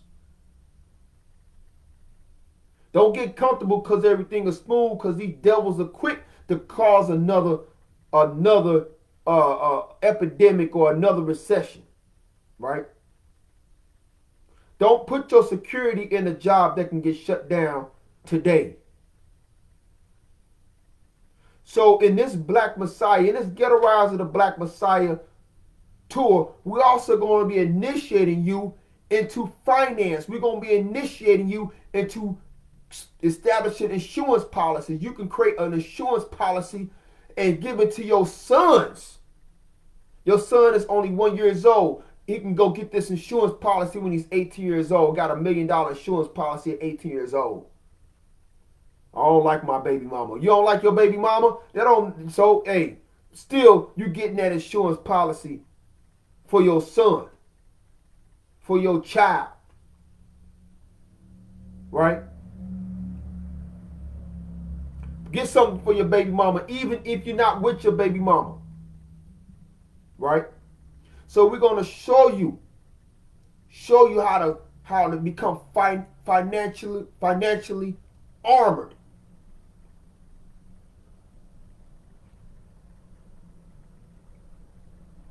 We're going to show you how to invest on cryptocurrency and how to let your crypto raise up, and then you snatch it out before the market drops, right?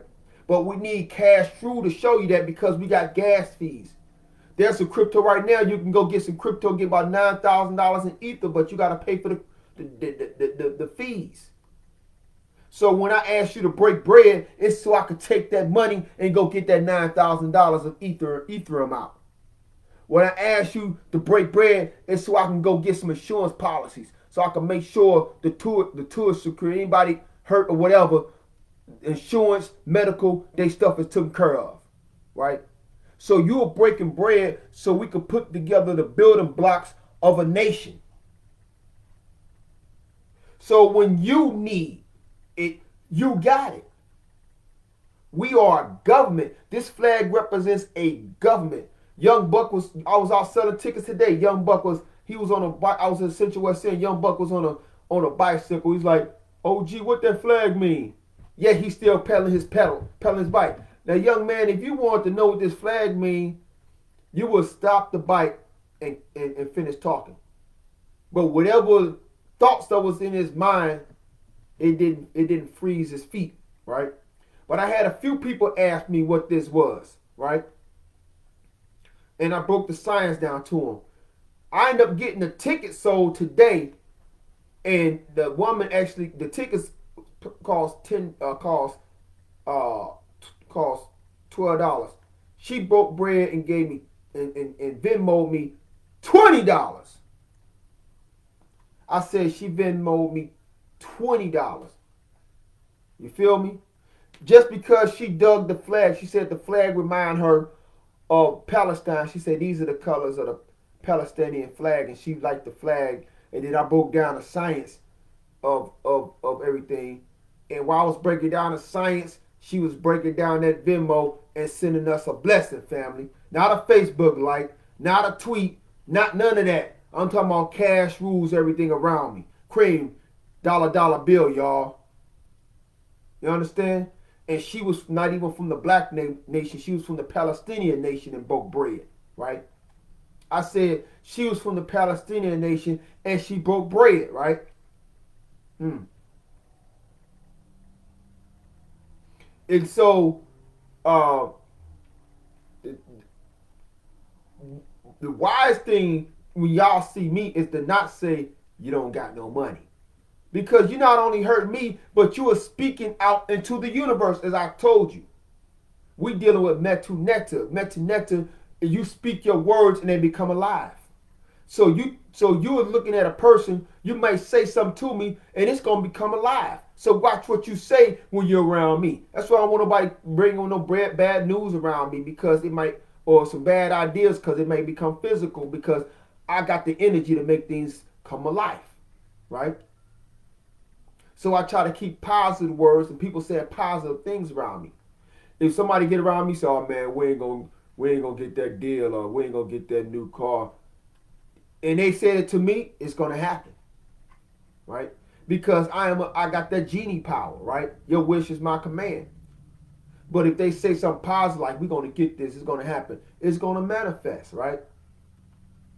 So don't ever say to me, you ain't got no money just so you can hide your dollars from me and go give it to the other man instead of the brother man, because the universe is going to freeze you into that and make it a reality of you not having no money.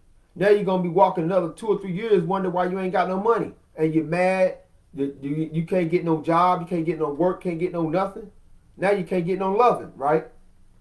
But you did it to yourself years earlier when you told me you ain't got no money. Because when you told me you ain't got no money, you said it to the universe. And they made what you said maya, meaning law. Right?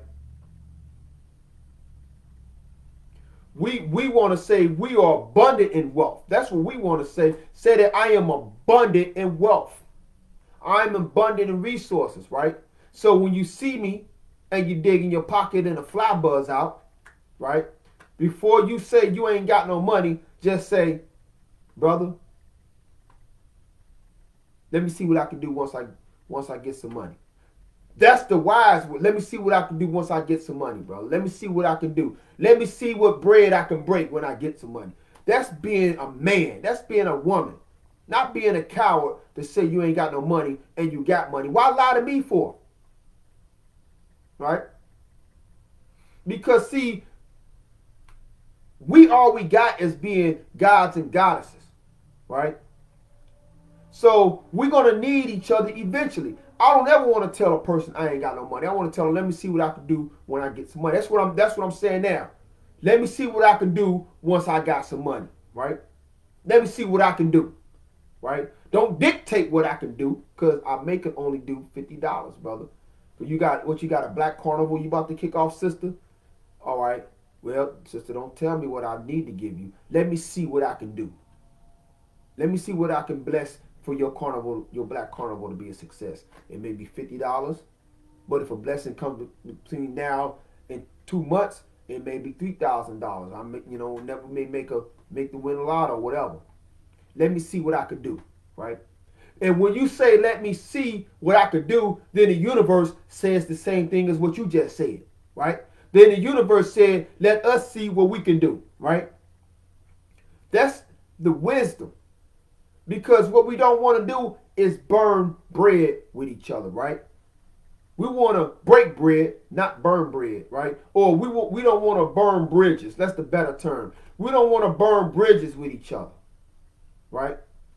We don't want to burn bridges, and I don't want none of y'all to start getting jealous. "Oh, so I got all that money, man. You know what I'm saying? Now you're jealous because now I'm rich now, but when I was broke and poor, you don't want to break bread.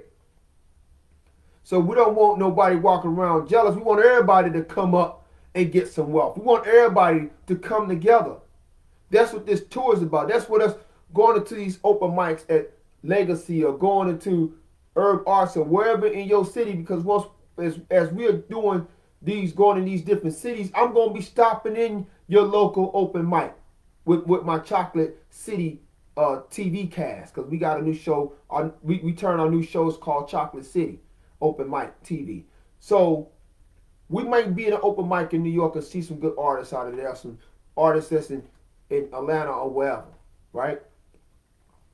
We want to bring you on and have a party with us. Not a carnal party, not a ratchet party or a thugged out party. We talking about a Sufi hip hop party. We want you to have a Sufi hip hop party with us. We want everybody to come up and bubble at the same time, right? So we got it in our heart to break bread, because that's what Sufism is about, right? So if you resonate on that, then this is for you. If you don't resonate on that, I'm sorry. All right? This is the Ghetto Rise of the Blackmessiah tour. So I'm going to say this, then I'm going to dip off into the last part of this. I want to mention to you, I'm going to get on him in a minute. Let me get on him in a minute. So let me mention you about the tickets. Because I want to introduce you to my good friend. I got a new friend, right? And this guy made me think very differently about the deities. I'm going to bring up my good friend. He likes candy too. I'm gonna break down who he is. Y'all, some of y'all kind of figure out he's from a whole nother dimension. Yeah, he's from a whole nother dimension. But I'm gonna talk about him later. So look, if you rap, if you sing, I don't care where you listening to this. If you in Chicago, no matter where you at, you in Atlanta, you in New York, you in Cincinnati, no matter where you at in the continental United States. Now, my family, my friends, my supporters, y'all in other countries, I'm not talking to y'all right now unless you're in Ghana. Now, if you're in Ghana, I could talk to you, but that's going to be long further away. We won't even be touching Ghana yet until going into October. We're not going to be even touching Ghana yet. You know what I'm saying? But for anybody that's in the United States that are conscious artists, they got some neo soul, they got what we looking for. Even if you do rock and roll, because I got my white homie, he does the rock and roll, and he's actually playing the FBI agent that's chasing me through the movie, Greg Thompson. You know what I'm saying? So we looking for all races, all nationalities, to get on board this music game. Who want to get on board and bring magnetizing energy to this Ghetto Rise of the Blackmessiah tour, right? We can't promise you a whole lot of money, but we can promise you when money come in, we're going to fatten your purses and your wallets up. That's what we can promise you. But you're going to have to put in work. So what we're doing right now, and I that's why I did the rap in the beginning. We got these tickets for $12, right? But and so those of you that are in St. Louis, these tickets are available for you, right? If you want to get 10, and I'm only gonna, you know, I want to stop in Vintage Vinyl, but I'm not gonna do what I did last time on that. We're gonna hold the tickets, but if we got 10 tickets, if say like any of y'all in St. Louis, right? We got 10 tickets. If you want to get rid of some tickets and get $5 out of these tickets, because anybody who helps me get rid of these tickets, $12, we putting $5 in your purse or in your wallet. So if you in St. Louis and you say, "Oh man, I got some money," I'm not gonna come all the way to you for no one ticket. You have to have 10 tickets. And you say you got 10 people that want to get a ticket that day, because we're not waiting on nobody we're not waiting on a person to go to their job. We're not waiting on them and wait till I get my paycheck. No, we ain't doing that no more. It was 3 different times I did that, and I don't do it no more. Brother said, "Hey, I'm gonna get a ticket to your event, right? Or I'm gonna order this necklace. I'm gonna get this and get that. But let me get my paycheck. It's Monday." I'm damn near punching the clock with him. Because now if I'm waiting until you get your paycheck, I might as well just go up in your job with you and punch the clock with you. And most of the time when they said wait till they get their paycheck, when it got to their paycheck day, because they had their paycheck divided into so many different pieces from different people grabbing and clawing at it. Baby mamas, baby daddies, aunties, uncles, mamas, sisters, brothers, the rent, everything else. Some new shoes at the mall, a commercial saying they got a new hairstyle place to go to. Whatever the case is, by the time they get there that Friday, I ain't got it no more. I ain't got it. Sorry, I ain't got it. I punched the clock with you. I should be getting part of your paycheck. So that's why we don't do that no more. So if you got people in St. Louis that want to get a ticket, right? I'm only going to come. We only going to deliver if it's 10 tickets ready to get snatched up. Money's on the table that day. We're not waiting on no paycheck. We're not letting them hold the ticket until they get some money. The money got to be on deck, family, because we on tour right now. We on tour right now. We have Atlanta. We got to be in Atlanta and rock Atlanta the day before the show here in St. Louis. So we got to get these tickets out and so we can go ahead and rock and roll. So we don't got time to wait on nobody's paycheck. So if you wanna become a part of this flag, this UTBA movement, join along with everybody else that I've been speaking with. A brother reached out to me all the way from Des Moines, Iowa. He hit me up on Instagram and said, "Brother, I'm calling about. I'm messaging you about the tour."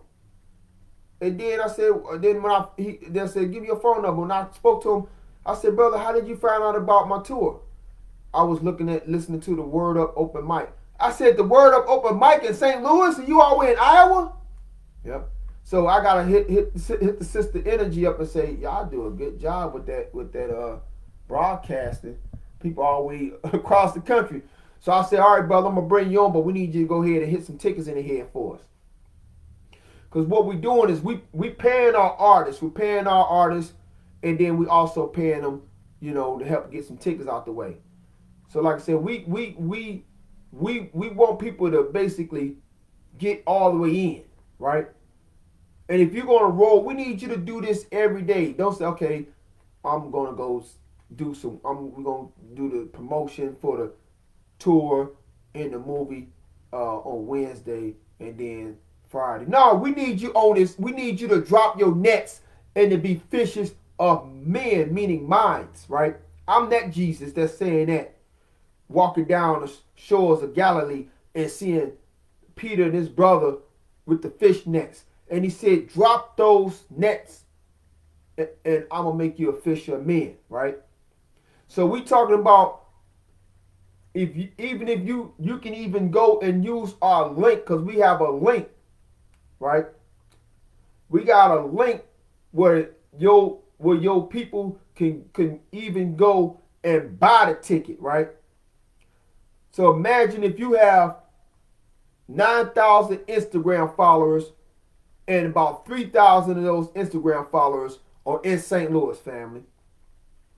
And you say, "Hey, I need all y'all to buy a ticket," right? Whether you go or you don't go, buy it, because I'm a part of this UTBA cause and I want to see this rise of this Black Messiah movement, this ghetto rise of the Black Messiah. We want to be able to SHIT on J. Edgar Hoover's grave. That he didn't stop, his COINTELPRO did not stop the ghetto rise of the Black Messiah. So I need all my Instagram friends, 3,000 of them, to buy a ticket. And so you can give the e-link out. And if they buy the ticket, I will need to know, let them all buy and leave a message that you sent them, right? So you can get your $5 credit, right? Because if you just be like some young dudes, like, "I'm just going to go ahead and post it on my wall." Brother, how you just going to post it on your wall? And then somebody buy a ticket, you don't get no credit.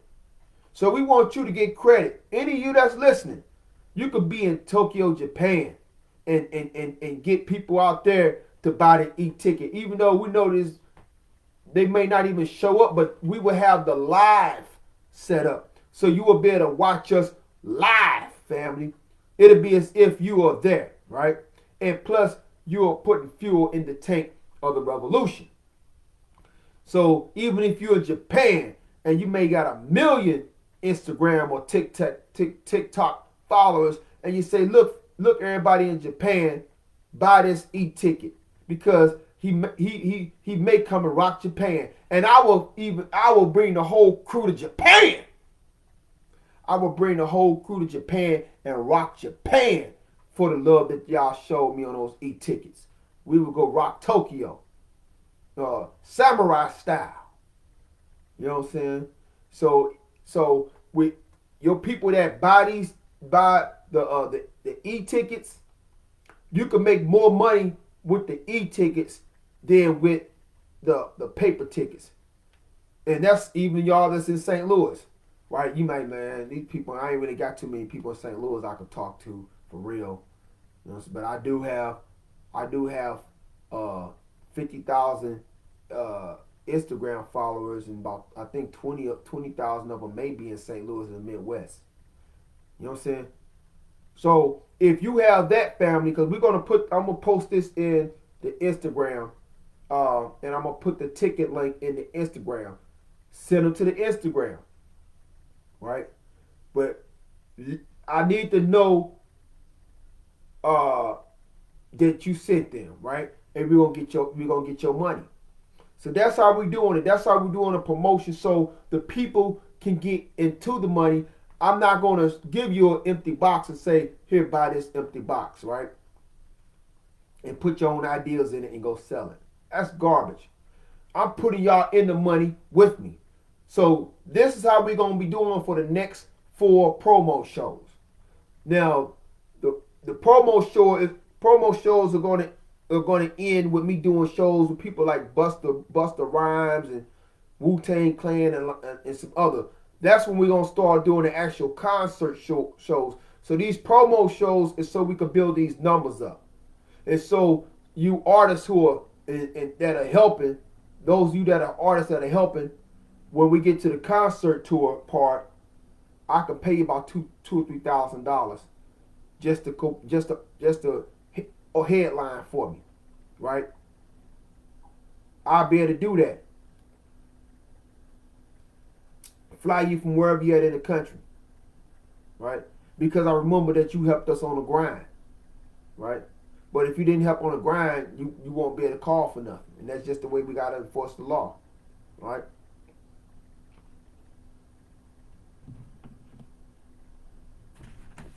So this is what we got going on in Atlanta. So we don't have a lot of time to waste.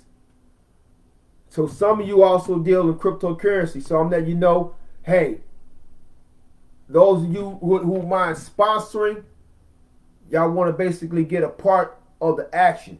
You can also do it with Ethereum, and you can also do it with Bitcoin. Just hit me up and say, look, Blackmessiah, I got some Ethereum. Could you accept some Ethereum? Yes, I got some Ethereum. I got an Ethereum wallet. Could you accept some Bitcoin? Yes. Could you accept some BNB, some Binance? Yes, I can. Whatever crypto you mention, if I don't got it, I'm going to get online and I'm going to get it. Now, I'm going to let y'all know I had a situation. One of my computers got damaged. I like, damn, my computer got damaged. I looked at it. But you know what?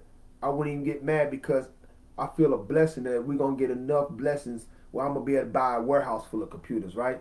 A warehouse full of them, right? That's why I ain't really mad, right? Praise the Most High. So this is what we got going on in Atlanta. So this the real deal Holyfield family. We're not playing around. I'm not selling you no dreams. I wanted to bring some artists there, but this is actually the first show of the tour. So we will be in Atlanta, not St. Louis. And we already got a PR company that's ready to take STL ball cap and blast it all over Atlanta. So people like Jermaine Dupri, Outkast, all these individuals will hear my song and I'm going to be rocking out there. So it's about to be real big. So y'all want to get into this like it's Bitcoin. You know what I'm saying? Y'all want to get into this right now. Not say, let me wait and see how things work out. Because see, my little sister used to say that, let me see how things work. When we had a petition thing and the millionaire called my phone and say, look, go get you a crew and I'm going to give everybody in your crew $2,000 to do these petitions. right? They gonna get $2,000 plus money from the petitions. Can you go get your crew? I was in Columbus, Ohio, with me and the OG petitioner. We hopped right back in the car and turned around and drove from Ohio back to St. Louis, and we had a hotel waiting on us, and we had the $2,000. And I drove all the way out and got the homegirl Chantella because I had to replace her with my little sister, and I bought and bought her back. She got her $2,000. My little sister was like, "Where my money at? Oh man, I ain't get no money." But you told me you was gonna wait and see what happened. Now she don't do that more. I get on the phone, click, it's on. Now, this past summer, me, King Darius, went out and made some money in Detroit, and my little sister got her baby daddy, his name was Tyrone, and went right behind us. She's also gonna be she's also gonna be the female host for our Chocolate City TV. So y'all gonna be seeing my little sister, Queen Jamila, and also King Darius. But yeah, my sister, she went out there. She ain't say I'm gonna wait and see what you do. She went and got that money. So, family, this is real. We're not faking the bacon. We real like Holyfield, real deal Holyfield. So we got Atlanta, and so we want y'all to get on board and not wait.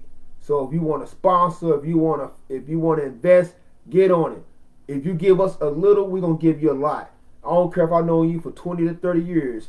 If I'm reaching out to y'all and y'all don't break bread, and we get some millions under our belt within the next couple of months, don't come knocking on our door, right? Because we can only give you what you gave us. So if you gave us, I don't got no money today, then in a month or two, all we can give you is the same thing, but we're gonna add some truth to it, brother or sister. I ain't got no money for you. I ain't got no money for you, right? I only got money for those who broke bread, right? Because that's the laws of Ma'at, right? That's the laws of Ma'at. So this what we got going on, and we're gonna be representing St. Louis, and we actually gonna be, building with peeps, with our peeps in Atlanta. You know what I'm saying? Atlanta's a very positive place. I love going to. I mean, for me, you know what I'm saying? Because I ain't into the street life, I don't see none of that, even in St. Louis, because I'm not in that street life. And when you get into that frequency, you're going to be kind of separated in the sense from that. You're going to be your own personal heaven on earth, looking at the hell on earth others in. And I want to mention that too. It was kind of funny. We was on our way back here, and we was in a car. We stopped at the stoplight, and a brother in Nation Islam, he had his final call. And he was looking clean and vibrant. You could see his energy going out. And I said, "Hey, assalamu alaikum, brother." You know what I'm saying? And then out of nowhere, it was another brother, and he looked like he got ran over by a truck. He looked like he got dumped in a garbage can and crushed up. Garbage disposal. He looked like he fell into a tar pit.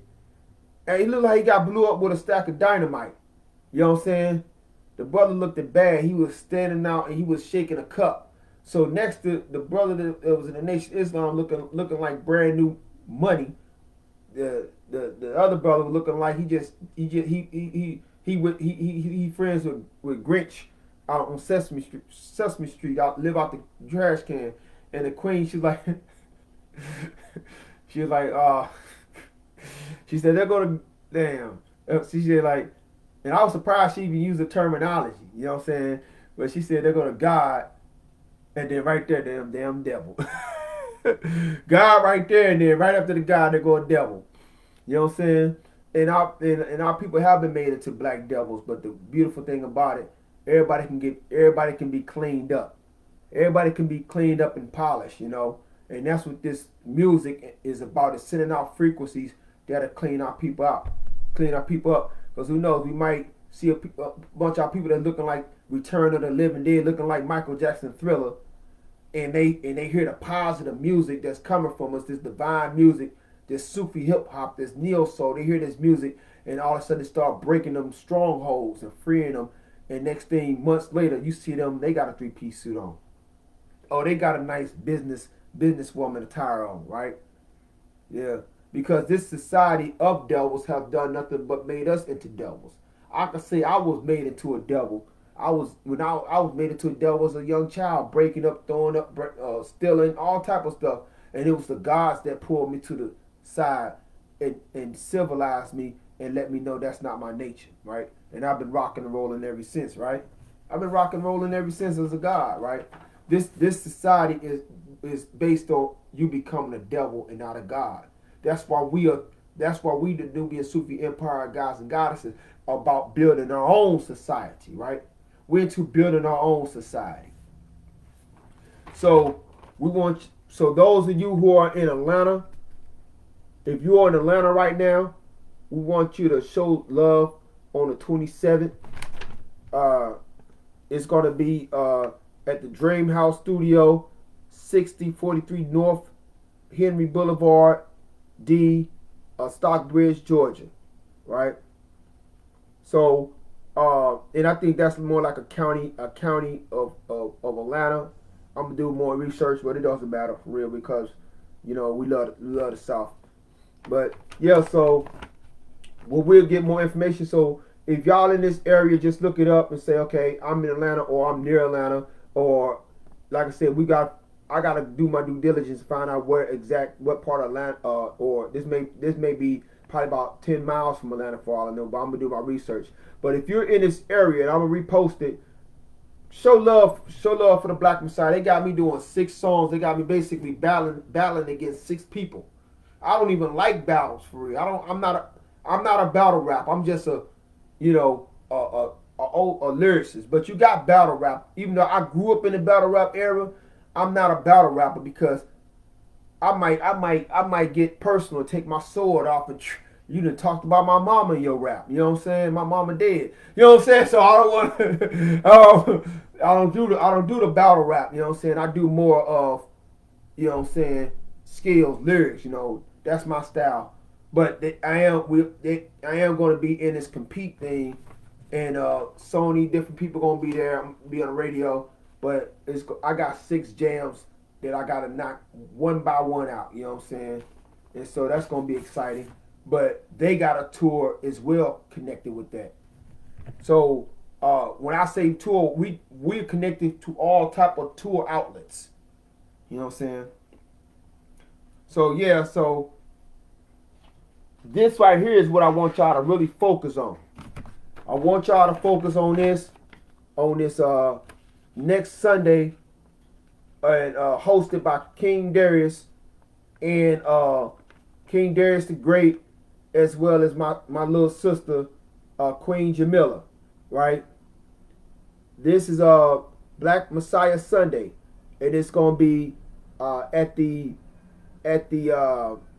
Blank Space. We got a soul sister. She's gonna be singing. She's opening up. She's not opening up, but she's gonna be basically my feature. She's gonna be my feature. So she's gonna work on a song, and then I'm gonna bring her in to finish out the rest of the set. So you're gonna have, and this us balancing the energy up. So Pharaoh Esau the Blackmessiah, then we got Soul Sister Vanita Moore. And so Vanita Moore, she's gonna be doing our thing, and we're excited because we're gonna have some singing melodies. So it's sort of like P. Diddy, he had the Biggie Smalls and whatnot, the Notorious B.I.G., but he had to balance it with the Mary J. Blige or the Faith Evans. So we got some singing music going on, and it's gonna be a beautiful situation. And y'all come out if you're in St. Louis and link up with me, and y'all want to get on this tour. You know what I'm saying? We're gonna talk about it as men and women, and then go to work, right? Because we already got bookings for New York. So we went ahead and just said we're going to do the Players Ball for the 16th, make a bunch of money, you know what I'm saying? And then we go out to New York, be in New York on the 19th, and do the same thing. And then we got LA in October. But we also got other shows in between that because we're merging into the college circuit. Because the college circuit is where it's about to pop off. And so, you know, we not stagnated. We locked in. But, you know, we know that we got to drive here to drive there. We still going to need gas in the tank. Even though some of y'all go get y'all paycheck. Y'all know y'all got to go get y'all paycheck on Friday, right? You good for your money. Your pocket's empty, but you good for your money, right? And you ask somebody in the house who got $5 so I can go put the gas in the tank and go pick my check up. Who got $2? Who got something? And they same ones kept saying, "Oh, I ain't got no money." But you telling them you about to go pick your paycheck up, right? But you on the north side, it's on the south side. Or you on the south side, it is on the north side. Or you in a city and it's in a county. Or you in a county and it's in the city. All you need is $5 to put in the gas tank so you won't be on the side of the road because you ran out of gas. You good for it. And everybody in the house talking about they ain't got no money. Everybody outside talking about they ain't got no money. And they hold on to their money because they only thinking about what they not gonna be able to buy, or thinking about what they ain't gonna be able to do, right? But your paycheck is right there. All you need is $5. You might even bless them with more than the $5 they gave. You might just give them $20. You know what I'm saying? Out of appreciation.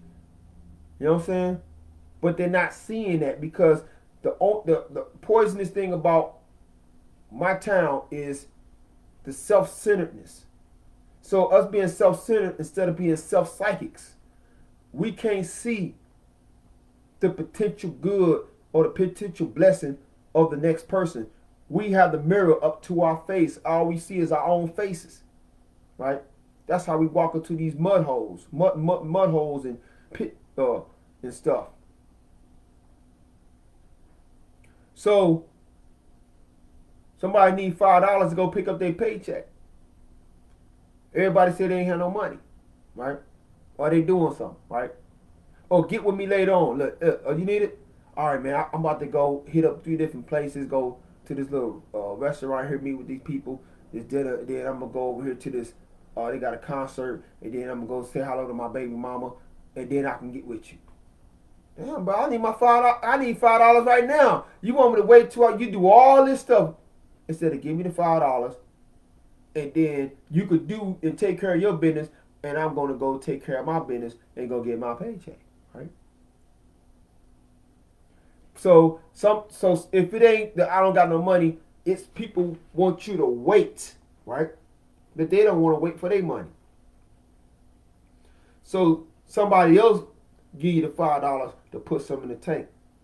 You go get your paycheck, and you realize you got like a $60 bonus that you wasn't even expecting, or a $100 bonus, right? That person walking around, they gave that $5. You roll up on them and say, hey, let me holler at you. What? Bam! Gave him $20. Gave him $30 just for $5. You did it not because they owed you that. It's because you showing appreciation, right? And see, that's what's been hurting us as a community. That's why certain celebrities get Andre when they come out of a certain city and they don't go back and get nothing because nobody did. They had to struggle to get up to the top and get seen. So I'm trying to prevent that for St. Louis because for me, St. Louis has the best untapped talent in the country. Right? Now I can go to other cities and they got some good flavors and I love it. I've been to other cities, open mics and showcases. But this is the city where Chuck Berry came out of in the 50s. This is the city where Red Fox came out of in the 50s and the 60s. This is the city where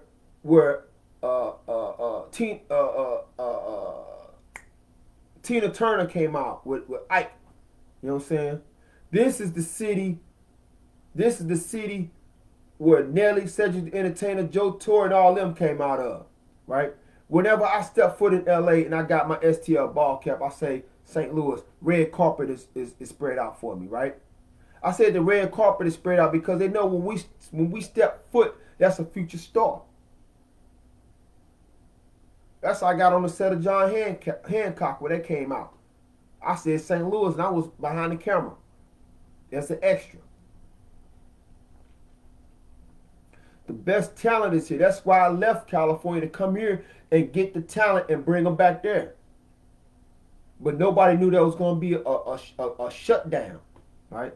No one knew there was going to be a countrywide and a nationwide shutdown, right? So we out of that phase, right? The harvest is plenty. The harvest is plenty, but the workers are few, right? So that's why we're here. So going back to this, if you're in St. Louis, support this, right? Make time to support that which you're gonna wish that you supported later, right? Do you know how many people who did not support Nelly, and then when he blew up, they wanted to knock on the door? If I was him, I wouldn't open the door, right? Think about that. We have to show love in the present. Because as we start to show love financially, and we get that financial rotation, then we will be able to cast out the demons of poverty. I say we will be able to cast out the demons of poverty. And those of us who are into that neo soul, that's into that spoken word, that's into that God hop, we will have the financial power to raise up holistic clinics and holistic hospitals, so they won't be telling our people to take the mark of the beast, or saying they can't get any medical treatment unless they got some thousands of dollars type of insurance. So it'll be a lot of things that we could do with this Ghetto Rise of the Black Messiah tour money.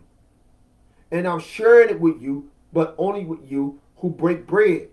Because you break bread with me, I break bread with you. But if you don't break bread with me, why should I break bread with you later? Right? I will be going against the laws of Maya to even give you a penny.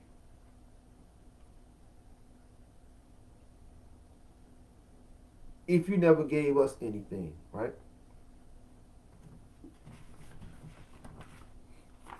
So we also going to be putting, this is also for those you businesses that want to be a part. We have for sponsorships, for businesses. I'm not going to read it all on this right now. But we also have, like today, we have individuals like, what's your cash or what's your Venmo, what's that? So this is it right here. So if y'all want to show love, I'm going to put it here long enough for y'all to pause it. You can come back and pause it at any given moment and show some real love. Not no fake love. Not no Facebook thumbs up fingerprint. And you can't even put in the gas tank. I said fingerprint. Thumbs up. This is how you show black power. This is how we do it, family. All right? I want to talk about my friend real fast. And then I'm going to go ahead and close it out with the last part of this sermon. I have a good friend that actually he hopped into this dimension. Now, I was always saying that, okay, this is allegory. All of the ancient gods and goddesses is allegory, symbolic of epochs, which there are stories or allegorical as well. But now I'm understanding that a lot of those deities also represent interdimensional beings. And it was only because of 500 years ago, with the event of slavery, the Catholic Church were basically shutting down the science of the black man, or alchemy, which we refer to as Heka, meaning magic or sorcery. So they was outlawing sorcery or magical alchemy, because that tied into the black man's original power over the planet, right, and over the universe as God. So that was outlawed. And so with the outlawing of magic, they outlawed it, because with magic There was no such thing as a poor person. Whatever you want, you can manifest. Gold, treasure, whatever, palace, whatever. So when they outlawed magic, like later, marijuana will be outlawed centuries later. When they outlawed magic, they replaced magic with money. So whoever got the most money has the power. And because we don't own none of the printing presses, whatever families own the printing presses, even today, they are the wealthy ones. Right? So going back with magic, prior to us falling asleep, the whole planet Earth was a magical place to be. You hear stories about unicorns, dragons, elves, fairies, and you might laugh. That's fun. Those are real beings.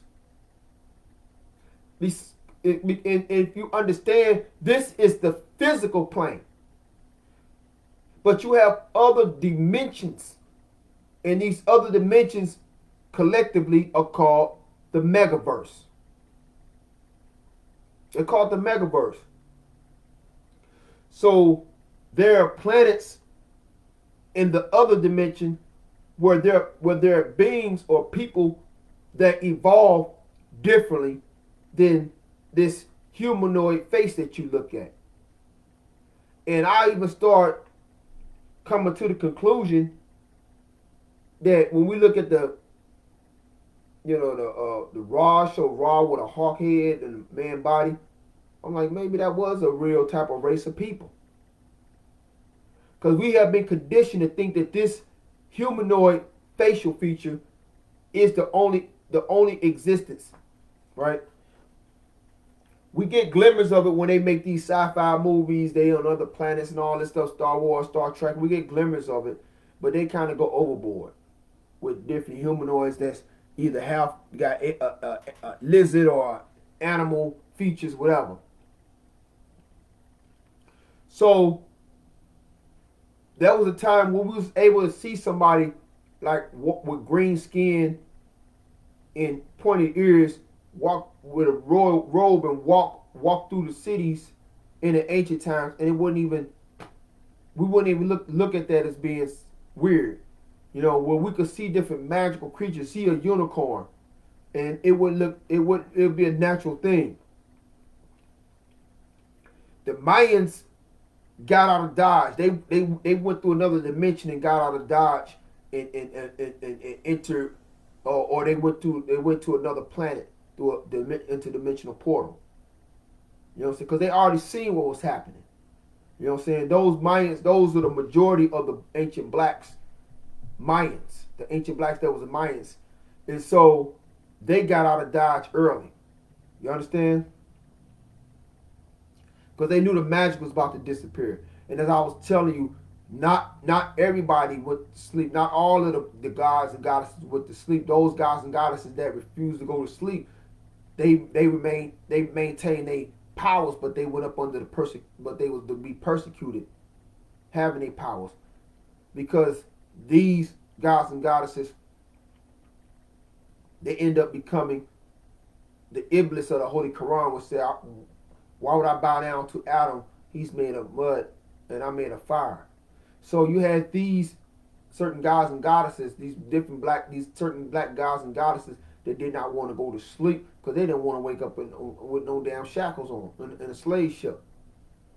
So some of them hid up in the mountains, in the forest, in the other black Buddhist masters that was in the Himalayas, that was in the India, they hid. They even went up into the mountains. A lot of these gods and goddesses that did not go to sleep, they hid around the world and became known as these monks and whatnot, these shamans, these witch doctors,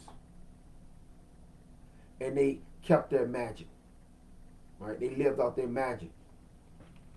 They was even able to maintain themselves living for centuries with their magic. And so the world was a very, very magical place before the event of Christianity into the Americas. So there was a lot of magical people in cities. There was magical cities, you know. And I will get more often to the magical cities. That's what we say. We Nubiansufis, we're genies. We represent an ancient magical civilization, an ancient magical global civilization, right? And so as we start to polish our third eye, we start seeing magical things. We start seeing things that others won't be able to see because they're not on that level of consciousness. Now, I was working with this deity that I'm mentioning because I was listening to the videos of Dr. Pillai. And Dr. Pillai is a seer. And basically he was talking about Ganesha. So let me show you who Dr. Pillai is, so you'll know who we're talking about.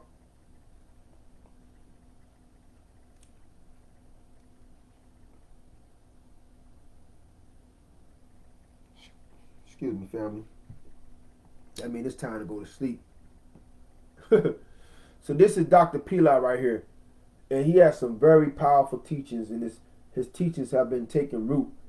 And, you know, the reason I start to study up on his teachings is because I have all this knowledge on Heka and whatnot, but there was a piece that was missing that would activate the Heka. And now I understand it's the Cedar information. It's the information of the Cedar. And the Cedars were the actual Heka'u. And so he's a Cedar. So now I'm beginning to see how I've been able to translate the magical practices of what he teaches into what we're talking about. And so he was speaking about Ganesha, because I was like, man, I want to get instant money. I want to get instant money. I don't want to wait until I get my paycheck. I want instant money, instant money. Like when I said that chant with me and my nephew and that $40 on the bus. Or when I went to LA and I stepped out the car and my feet stepped on some money that was on the ground. I want to do those chants. Like when I went to somebody's house and a mail came, you know what I'm saying, for $25. And I don't even get mail there. And so it's like, I want to get this magical money. I want to get this magical money. I want this speed money. And so he was doing a lot of in-depth teaching about Ganesha. And a lot of you may not know who Ganesha is, but in the Hindu story, he's supposed to be an elephant-headed god of wisdom and merchants and things like that. Now I want you to take note. The story of Ganesha is similar to an ancient Kemetic story, but it's just the archetypes are switched around differently. With Ganesha, his mother Parvati, which is the goddess of power and life, she was taking her bath, and she had created Ganesha out of before that she created Ganesha out of a rags or something about a rag of sweat, which would kind of make Ganesha look like he was a golem. It would make it look like she created a golem. But let's continue on. So she created Ganesha. Now she had Ganesha to guard the shower room, let nobody go in because she was taking a shower. And so Shiva, who's supposed to be the god of destruction, which we now understand that means the god of recreation, that he wanted to see Parvati, and Ganesha was not letting him go through where I think it was the bathroom or the washroom, because she was in there. And I said taking a shower, I mean taking a bath. She was taking a bath. So he got into a fight or into it with Ganesha, because Ganesha was not letting nobody go to his mother. His mother was naked, and he didn't know who Shiva was. So Shiva's third eye destroyed the humanoid head of Ganesha. And so when Parvati, she was so distraught about what he did, and she, I'll never forgive you. This is you destroyed my son. So what happened was Shiva went out and slayed the elephant of Indra. Indra is supposed to be the king of the gods. He slayed the elephant of Indra and took the elephant head, and he took the elephant head and put it on the body of Ganesha and resurrected him to life. And so from that day forward, Ganesha will walk the earth with an elephant head. As you see in this picture right here, Ganesha got the elephant head, right? But I also know that the elephant head is symbolic of a god. That's symbolic of a god who basically is the removal of obstacles. So we have the Rajas, the different kings riding on the back of an elephant. The elephant takes their take their tusk, and or they with their nose and move trees and branches out the way. So he represents the removal of obstacles. Now this is a Eurocentric version of Shiva, because every time I see visions of him, it's a black man. Same with her. So they whitewash the gods in India just like they whitewash the gods in ancient Greece. But this is Ganesha right there, and you see Ganesha. That little plate in his hand is candy. So it said that if you have candy for Ganesha, he will be your best buddy. That's what I was saying to the queen. I said Ganesha just asked me for some candy, so we got the candy, and I put some candy out there. And most of the time, when I set candy out there for Ganesha, when I come back, it is gone, straight up. When I put candy out there for Ganesha, I done put candy out there and put it right on. I come back and the candy is gone. And all I could see in my third eye is Ganesha eating on them candy. Eating on it, right? Now you say, man, you crazy, man. That's just an archetype. And now, because of Ganesha has made his appearance in my life as an actual being, as one of those magical beings that we was all accustomed to seeing before and I hope I didn't say the Crusades at first. It wasn't the Crusades that outlawed magic. It was the Inquisition. That's what it was. I hope I didn't say, because I can't rewind this live. So yeah, it was the Inquisition that put it in, or that banned magic, rolling to 500 years ago. So,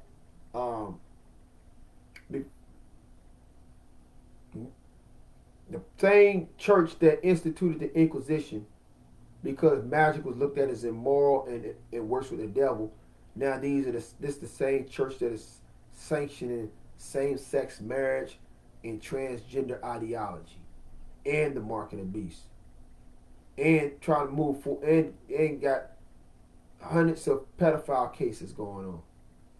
So they can't say nothing about magic no more. Magic is free. Magic is free.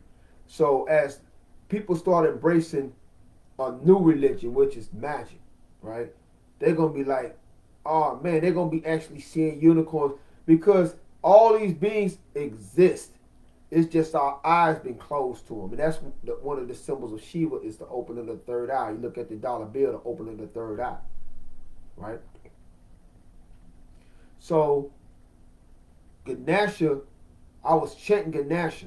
Now I told y'all when I chanted Ganesha, I should told the queen, I said that day some years and years ago, when we had our table out, we had the hot dogs and all that, and we wasn't getting no sales, I chanted Ganesha and he brought in customers by the flock, because that's what he do.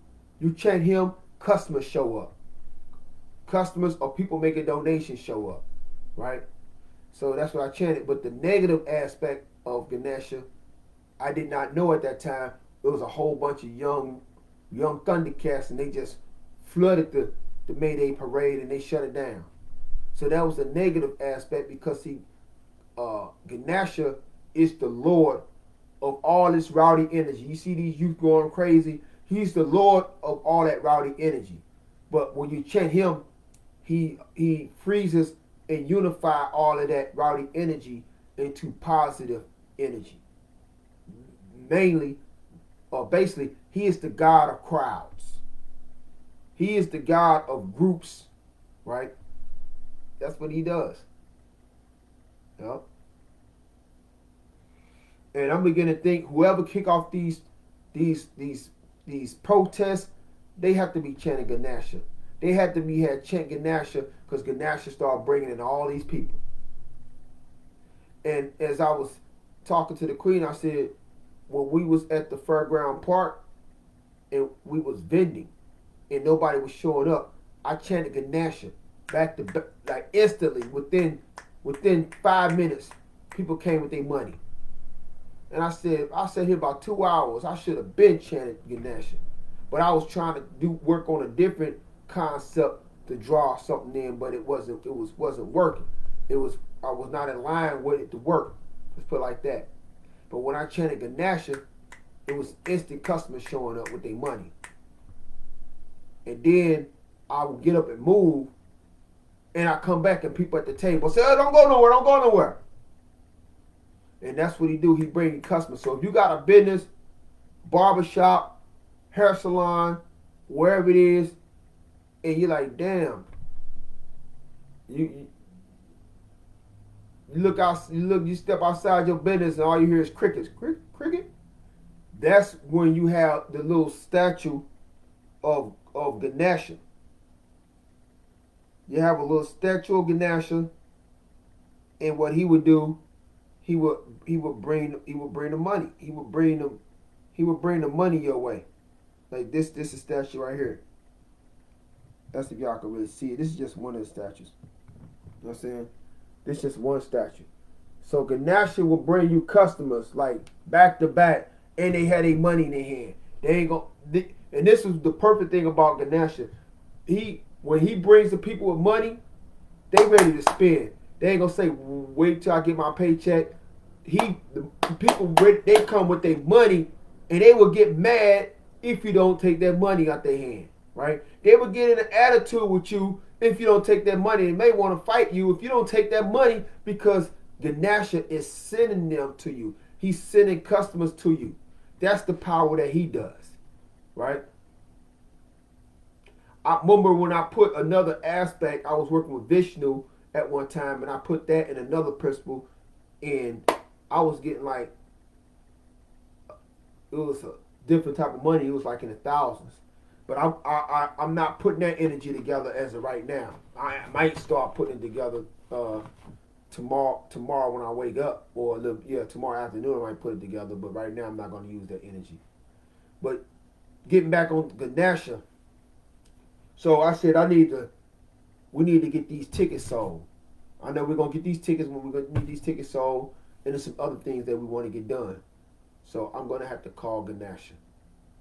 And so this time when I chanted him, he actually showed up himself. And I have seen glimpses of him, not as an archetype, but as a real being, as a real entity. So this is to let y'all know that those deities are actually real. Those ancient gods and goddesses are actually real. They may be ancient and trillions of years old, but they are real. So Ganesha is like I was in the car and I was like, could have sworn I could glimpse of Ganesha sitting in the passenger seat, you know. And when I said, okay, I said, Ganesha, let's go make some money. I could have sworn I seen glimpses of Ganesha getting excited because making money is what he's the god of. And when I was saying, as I walked through the house, I said, let me go get my computer and let me go get these chips. And I could feel Ganesha asking for some candy, right? And so now it's like one of those third eye visions that it's a third eye vision of Ganesha instantly. So it's not me having to chant. I'm actually seeing the Ganesha. And so now I'm communicating with the other gods and goddesses in the other dimensions that I'm working my ceremonial magic with, that Ganesha basically he shotgun. Ganesha is gonna basically be hanging with me mostly all day, every day. And then I said, well, Ganesha, what happens if I gotta do the wild thing? You know what I'm saying? You ain't gonna be still sticking around watching. And I got a glimpse of Ganesha saying he was gonna do this. And so this is a real interdimensional deity that I'm actually feeling that is really on deck, and not as an archetype, but as a real being that the archetype was made off of, the mythology was made off of.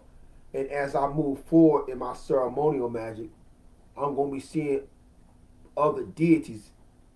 And so a lot of times you say that person talking to themselves. Most 9 out of 10, no, they ain't talking to themselves. They are talking to Ganesha. That's what they talking to. Man, I heard that person say something. Maybe he was talking to Ganesha. So what we've been thinking is ourself is really not ourself. Is Ganesha. Maybe that person is talking to them, so maybe they talking to him, right? So that's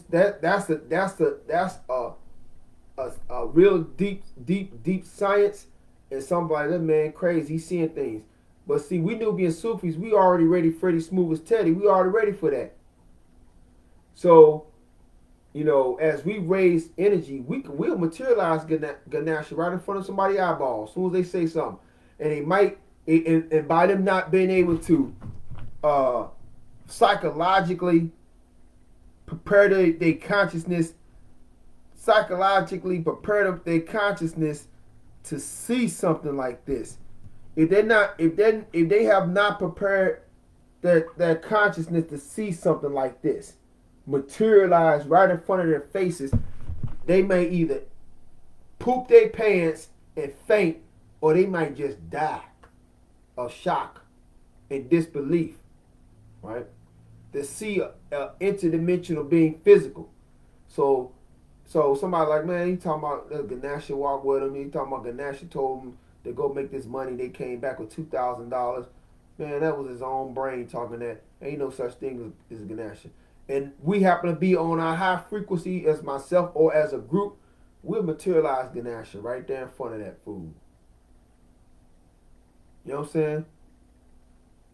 So that goes on to say that as this planet goes from being industrial and chemical into being magical and spiritual, you're going to see a materialization, a physical materialization of all these ancient mythic deities walking the earth, right? And that's only going to be because you are raised up in your consciousness as a deity yourself, right? So you might, and then I want to go back to that science, as I said, about what was happening with the head, with the head getting, you know, Shiva burned third eye, taking off Ganesha's humanoid head, and then, you know, his wife Parvati got upset, and he went back and got the elephant head. And also, I'm gonna do some more study because Dr. Pillai had mentioned that Ganesha is from another galaxy. That's another galaxy. You know what I'm saying? And so now that ties in with Malachi York mentioning some Ganesha-like people that live under the earth. And then in Shambhala, so when he said aliens live under the earth, that's the story that I got. But I'm like, hold up, could this be true with the Ganesha aspect? So, going back to the head part though, in ancient Kemet, it was spoken of that in the battle of Heru and Set, Set or Isis was trying to help her son, and he ended up getting hurt by Set, and her son Heru got so mad he walked his own mother's head off. But he was so sad at what he did that Tahuti came and got the head of a cow and put the cow on the head of Isis. So there's pictures of Isis with the head of a cow. So all this decapitation is symbolic of something. It's symbolic of egos getting chopped off. It's symbolic of arrogance. It's symbolic of our humanized thinking, that we thinking, okay, this is how all life in the universe just look like this one humanoid face.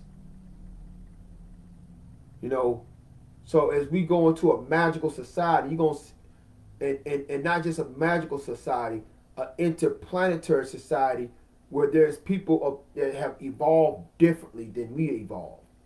There are beings that evolve differently, and some of them may evolve out of reptiles. Some of them may evolve out of a lion race of people. They may have evolved out of bird race of people. They may evolve differently, right? And so the powers that be wanted to keep us blind from seeing that. They keep us imprisoned in our own humanoid limitations, a limited thinking.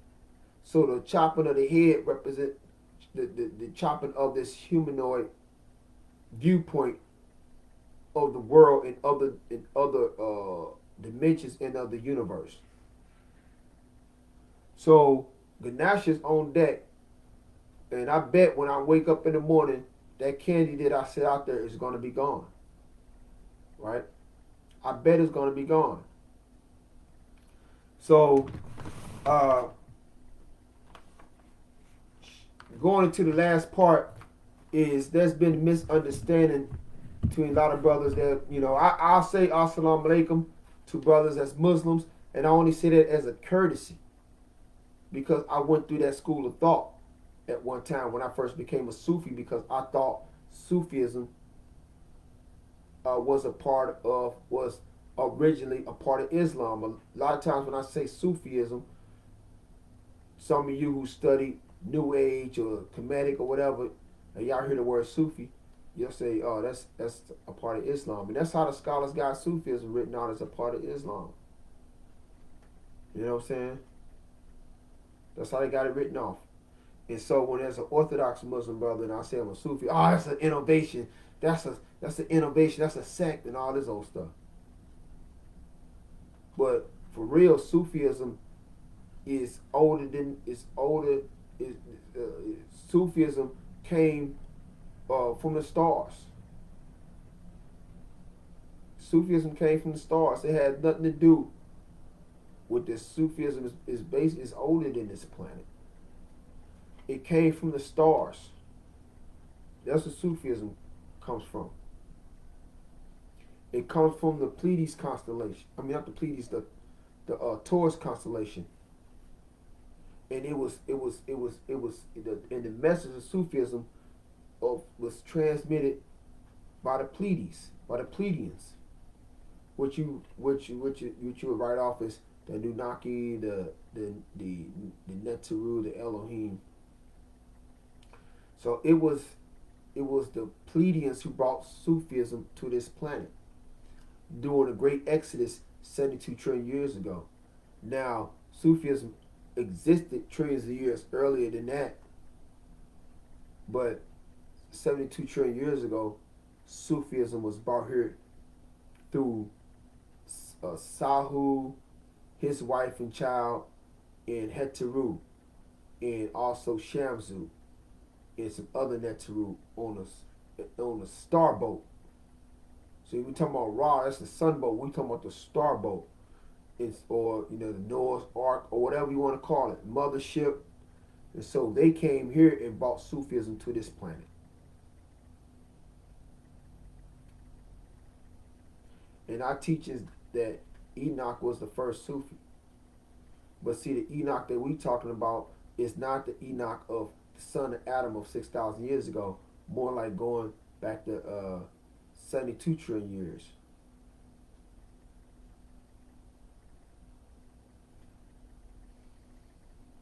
So there's a deep science to be learned in regards to this.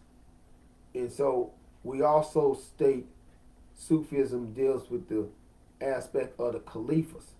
when this is all lining up in the same time period of 72 trillion years ago. Because in the Memphite storyline, it says that Ptah, right? They said Ptah, and Ptah was a scientist. He was a scientist god. And said that Ptah, basically, he's the god who was commissioned. He was a god that was commissioned to basically create this sun. He created the sun in his laboratory. And then he had Khnum help him with the planets. So Khnum helped him mold the planets into existence. But all it was still up under Ptah's creation, just like you have a director of a movie, or you got a producer of a movie. He got a director doing something over here. He got this person doing something, but this is this person's movie, right? So Ptah wrote the script, and other major deities were playing a part in this script, right? He even enlisted Khepra, and Khepra was older than Ptah. But he enlisted Khepra, so when Ptah was to say Ra, the Khepra principle would take place, and Ra will come into existence from out of non-existence, or out of a previous solar system, of a previous universe that is no more, right? Or a previous solar system or star system, however you want to say it. So Ptah created this solar system with the help of the other major Neteru, like Khnum, Khepra, a few other ones helped him. And that was create the sun. He created the sun 78 trillion years ago, right? And then we find out the Earth 76 trillion years ago, and the other planets in between that time. And then basically the planet is solid enough to make it into a part of the Anunnaki Empire. And so they would have to people it. So through the peopling of this planet, the people that will people this planet, and also that will people the other planets that are fresh too, because all the planets was brand new. And so these planets, the Anunnaki, the Neteru, had these planets people. But they just didn't have them, the planets people. They had these planets people by those who will become the Khalifahs over those planets. Those who will set up governments and infrastructure and civilization. Those who will be the Anunnaki or the Neteru or the Elohim or the Aliha or the exalted assembly of their given planet, right? So we, the original people of the planet Earth, Nubian people of the planet Earth, black people, pre-Adamite people, we were put as the Khalifahs over this planet, just like our brothers and sisters on planet Mars, planet Venus, planet Mercury, and the other planets. They was put as Khalifahs over their planet. So when we say we are Sufi, we're not saying that we're Muslim. We are saying that we are Khalifahs, right? Meaning a vice regent, meaning one who is the successor, meaning one who stands in the place of another. So we were put as to be the Khalifahs over this planet to stand in the place of Ptah, who was commissioned to create these planets. I said he was commissioned, meaning that there was a God higher than him, right? But see, starting from Nebuchadnezzar, there's always been a hierarchy or a dissension of gods from Nebuchadnezzar all the way down to Amun-Ra. And Amun-Ra is the sum total of Nebuchadnezzar in physical form as a man who is the ruler of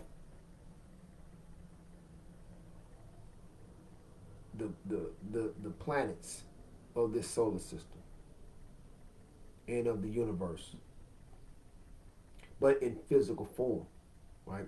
Nebuchadnezzar is in another form, but he is a man, right? But we get into that. His frequencies are no longer that of an average man, and this is what gave him the power to become the supreme being and create everything, but not to rule anything, because you cannot rule unless you have wisdom on how to rule and you have knowledge. So with the consciousness of Nebuchadnezzar going from age to age and manifesting as from one God to another, now Nebuchadnezzar as Amun-Ra has all the wisdom of the ages to rule, right? And to rule as the people. So going back to the Khalifas that we were made to be the Khalifas of Ptah. And that was only because this was a new solar system. It was a new solar system. And when I say Khalifas, that means also the wizard kings, the Hekau, right? That existed in the old world. The Hekau were not just the Magi, they were the shepherds. That's where the Sufi come in. They were the shepherds.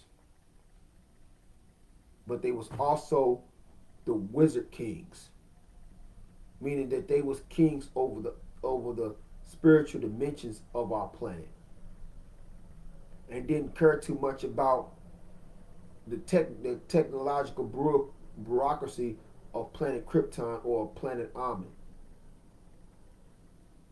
So the Khalifas were like the wizard kings, the god kings, Sufis. So when we say that we're Sufi, we're saying that we're Khalifas. And when you look at the Holy Quran, what does it say? He subjugated the sun to man. He subjugated the ocean to man. He subjugated, right? So the Sufi was made to be the Khalifa, was created to be the Khalifa. He was created for the creation to submit to him, not him submit to creation, right? Because he basically is made to be God on earth.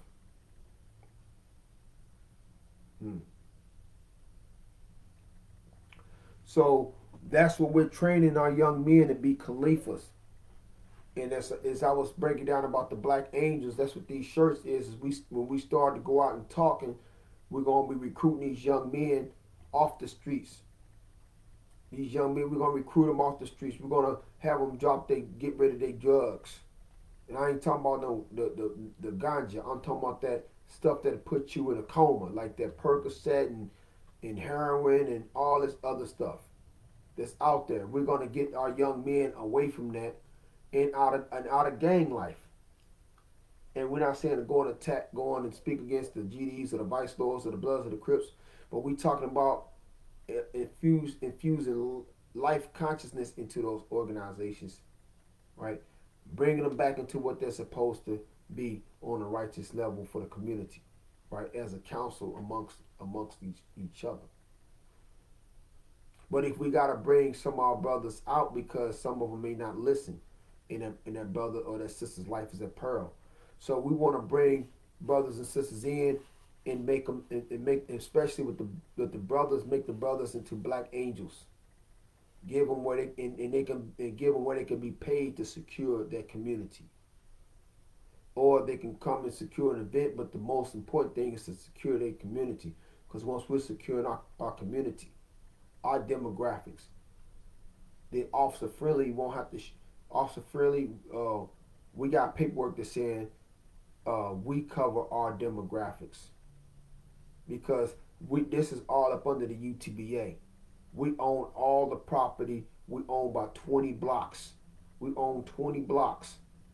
So only our UTBA officers will be patrolling this area. And no, we're gonna use red, black, and green on our little.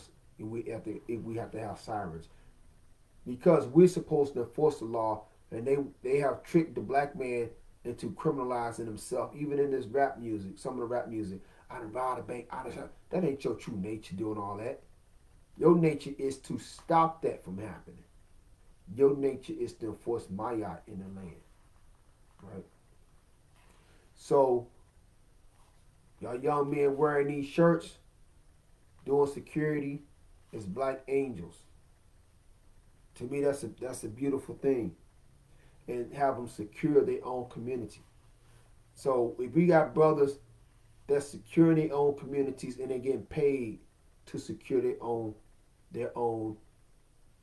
community, and they got political and governmental and they sanctioned to do so.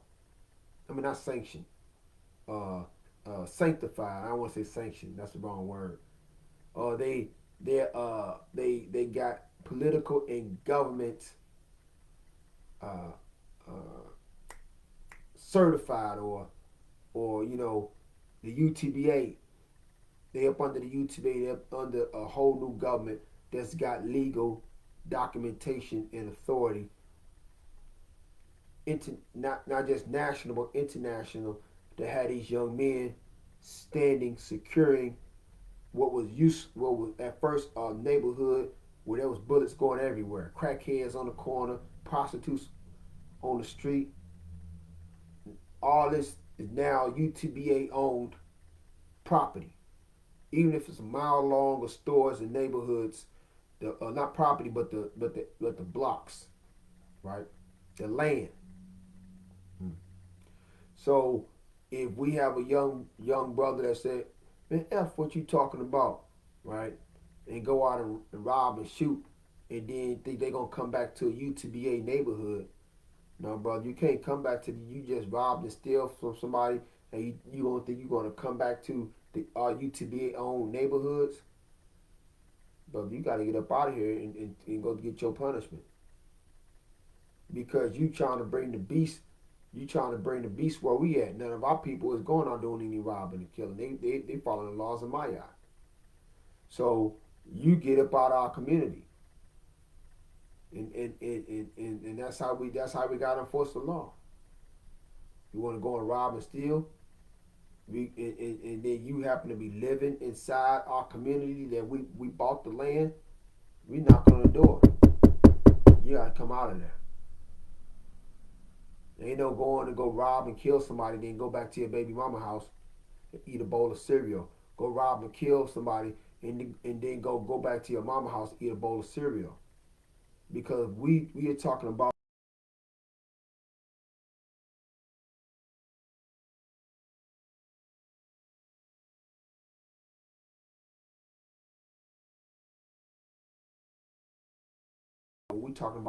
owning property and land in neighborhoods, owning municipalities.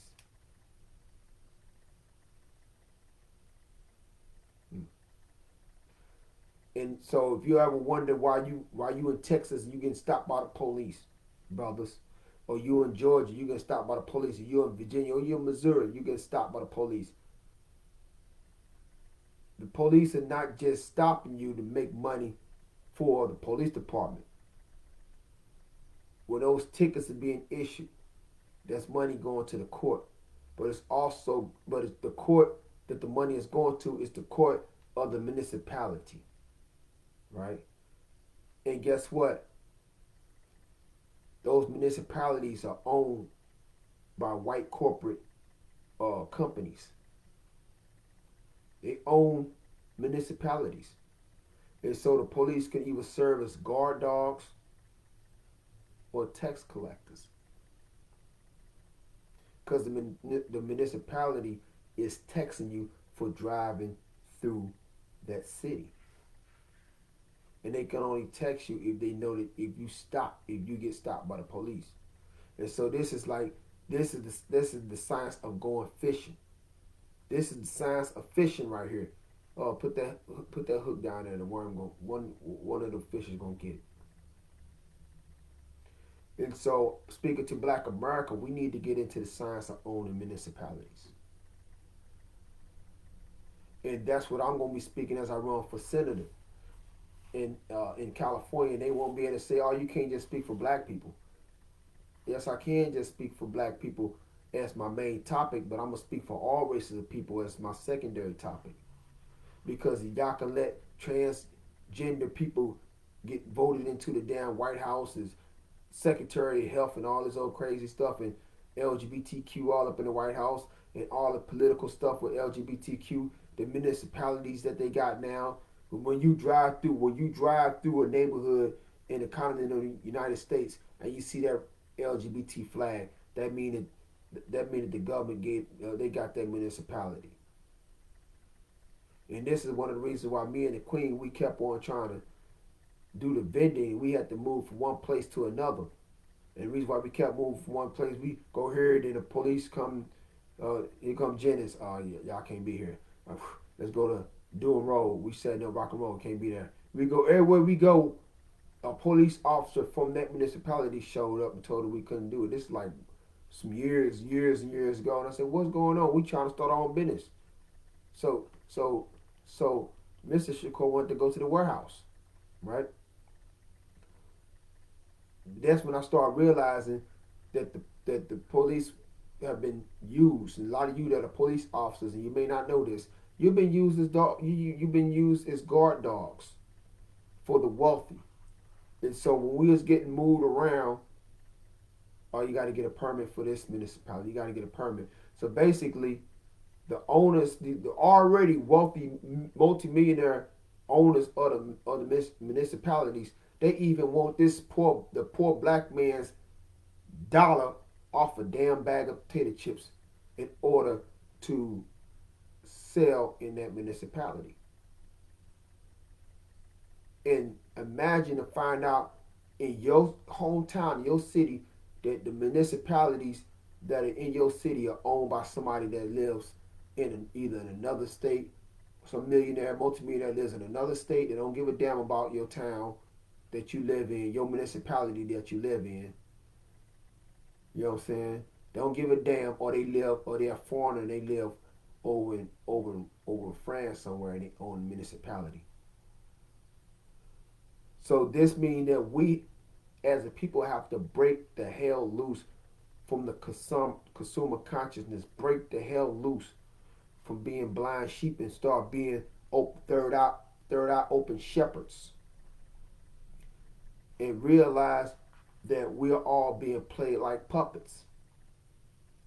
And so ask my Queen, I'll be calling up so many people, left and right, because I refuse to be a chess piece on somebody else's board. I'm going to be a chess master myself. So all of the numbers of the different brothers and sisters, different men and women that I have, and I remember my conversations with each one of them, so I know which one I need to go do this. All right, brother, I need you to go and do the tickets. All right, sister, I need you to do the podcast announcements. I remember you got a good voice for that. All right, brother, I need you to go make sure transportation is cool and link up with our peoples out of town. Hey, sister, I know that you know how to talk to businesses. I can't talk to them that good. I need somebody to do the errand. You be the female errand for me. You know what I'm saying? So everybody that's in my context, they are chess pieces. You know what I'm saying? They are chess pieces.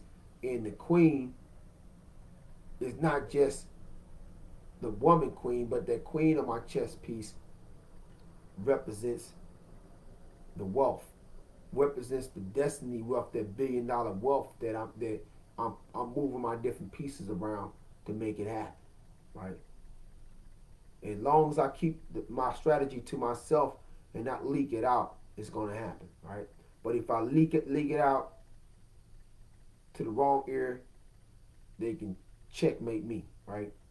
And so right now I'm in my Victor Newman phase right now. I'm in my Victor Newman phase, and I know all my chess pieces and everything. I know where they all at, right? Because we have to be strategic when we go on a war against this beast. Because once I get my chess pieces lined up and I win that game and I snatch that that queen from the wealthy elite. Now I'm getting ready to play chess against Set himself. Against Heru is going up against Set himself. Right? And that's for the whole entire planet. So we are moving into the energy of being not emotional but mental. We have to become mental today. And as Khalifahs, understand that this entire planet is the Khalifah's planet to rule. It ain't for the United States to rule. It ain't for Russia to rule. It ain't for England or Britain to rule. The United Kingdom. It ain't for Israel. It ain't for Saudi Arabia. It ain't for Russia. It ain't for any nation on this planet except for we who are the Khalifahs. And we are fully woke. We are fully woke. We won't be going to sleep for another 6,500 years, and most likely when that 9,000 year period comes or complete itself out, we won't have to go to sleep again, because there's been maintenance going on fixing the planet Earth back up, because the planet Earth really had 35,000 square miles. I mean, the planet was bigger. And so, and it revolved the planet back into the same rotation as the planet Venus. That's why it said in Hadith on the day of resurrection, the sun is going to rise in the west, not the east. So to those brothers and sisters who are Muslim, if you look up and see the sun rising in the west, right, where are you gonna make your salat to? Or you're gonna be forced to turn your carpet to the west, because Mecca won't be in the east anymore. It's gonna be in the west. If you praying toward Mecca, and Mecca is in the west, that's where you're gonna be making your salat to.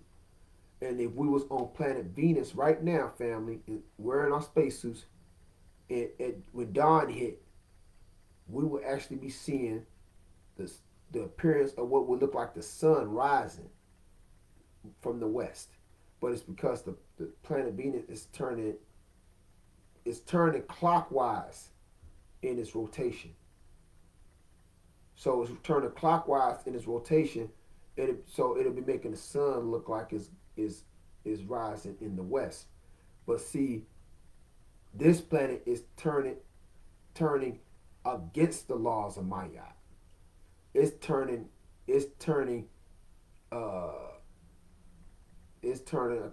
counterclockwise. So it's the appearance of the sun rising in the east.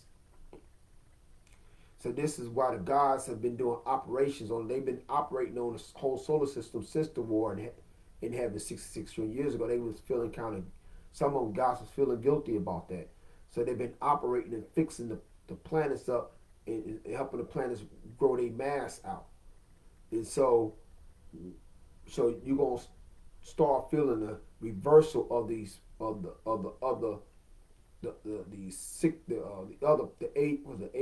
the seven other planets. You're gonna see them rotating, but planet Venus and planet Uranus, those are the only planets that are rotating in a proper function, in a proper rotation in their Maya. So that means that all of the planets are going to be rotating in harmony with Maya. So if all of the planets are rotating in harmony in Maya, then that means all these wicked ass, perverted ass, pedophile minded, mark of the beast, eugenics minded, wealthy elites, especially those at the World Economic Forum, you know what I'm saying, and especially those that's like Bill Gates and Dr. Fauci and the rest of them, they're going to see themselves their wealth being reversed. They're going to see that their wealth disappearing, their money disappearing, their assets disappearing, because Heka, right? We would be representing Heka, getting all the blessings first. So if you're not rich, if you're not righteous, your wealth is going to disappear, and poverty is going to be what you're supposed to equally receive. But if you're righteous and godly, you know what I'm saying, then the wealth is going to unfold in you. So all of the wealth is being reversed out of the hands of the wicked into the hands of the righteous. But I tell brothers, I'm not a poor righteous teacher. You got to watch what you say. Don't say you're poor. I say I'm a wealthy righteous teacher, right? I say I'm a wealthy righteous teacher. Say what you want to be. So we're going to go ahead and shut this down and understanding about the science of the Khalifah. It's time for us to take the planet back and bring in a global paradise where there's no more war and there's no more death, right? And where there couldn't be any devils, demons, satans, or beasts, because there's a whole planet filled with gods and goddesses. We want everybody of all races and nationalities to get this alchemy, this science of the black man, this Heka, through the teachings of the Nubiansufis as their gurus.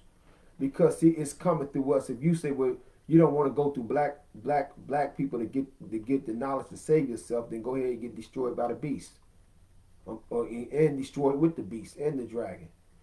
But if you want to exodus from this hell on earth into a global paradise, then you know what I'm saying, our Nubiansufi brothers and sisters will gladly enlighten you through the alchemy, through the science of the black man, the Heka. They will gladly enlighten you, so we all can get that ambrosia, that food of the gods, and help bring about that a real global paradise where everybody is gods and goddesses, and there's no death, there's no war, there's no poverty, there's no sickness, there's no hate, there's no envy. A global paradise, like it said in the Holy Quran, the believers and their wives will be sitting on thrones, right? And we can do that through the Nubiansufi empire and gods and goddesses, and also working in concert with other organizations of like mind and like determination, right, family? And I want to also magnify this before we leave. This is the colors of Dionysus. This is why I've been holding on to this purple blanket. And when you put this there, you got the second color of Dionysus, which is gold. You know, this is not real gold, but I'm just making a semblance of gold. So gold and purple are the colors. And so that's a real strong science, and it represents the master sorcerer or the Hierophant. And so also Sufi is the Hierophant. When you look at the Hierophant, was the ones who taught the symbolic language of the allegories, but also was the one whose mind was so powerful, you know what I'm saying, that they was a Khalifah. They was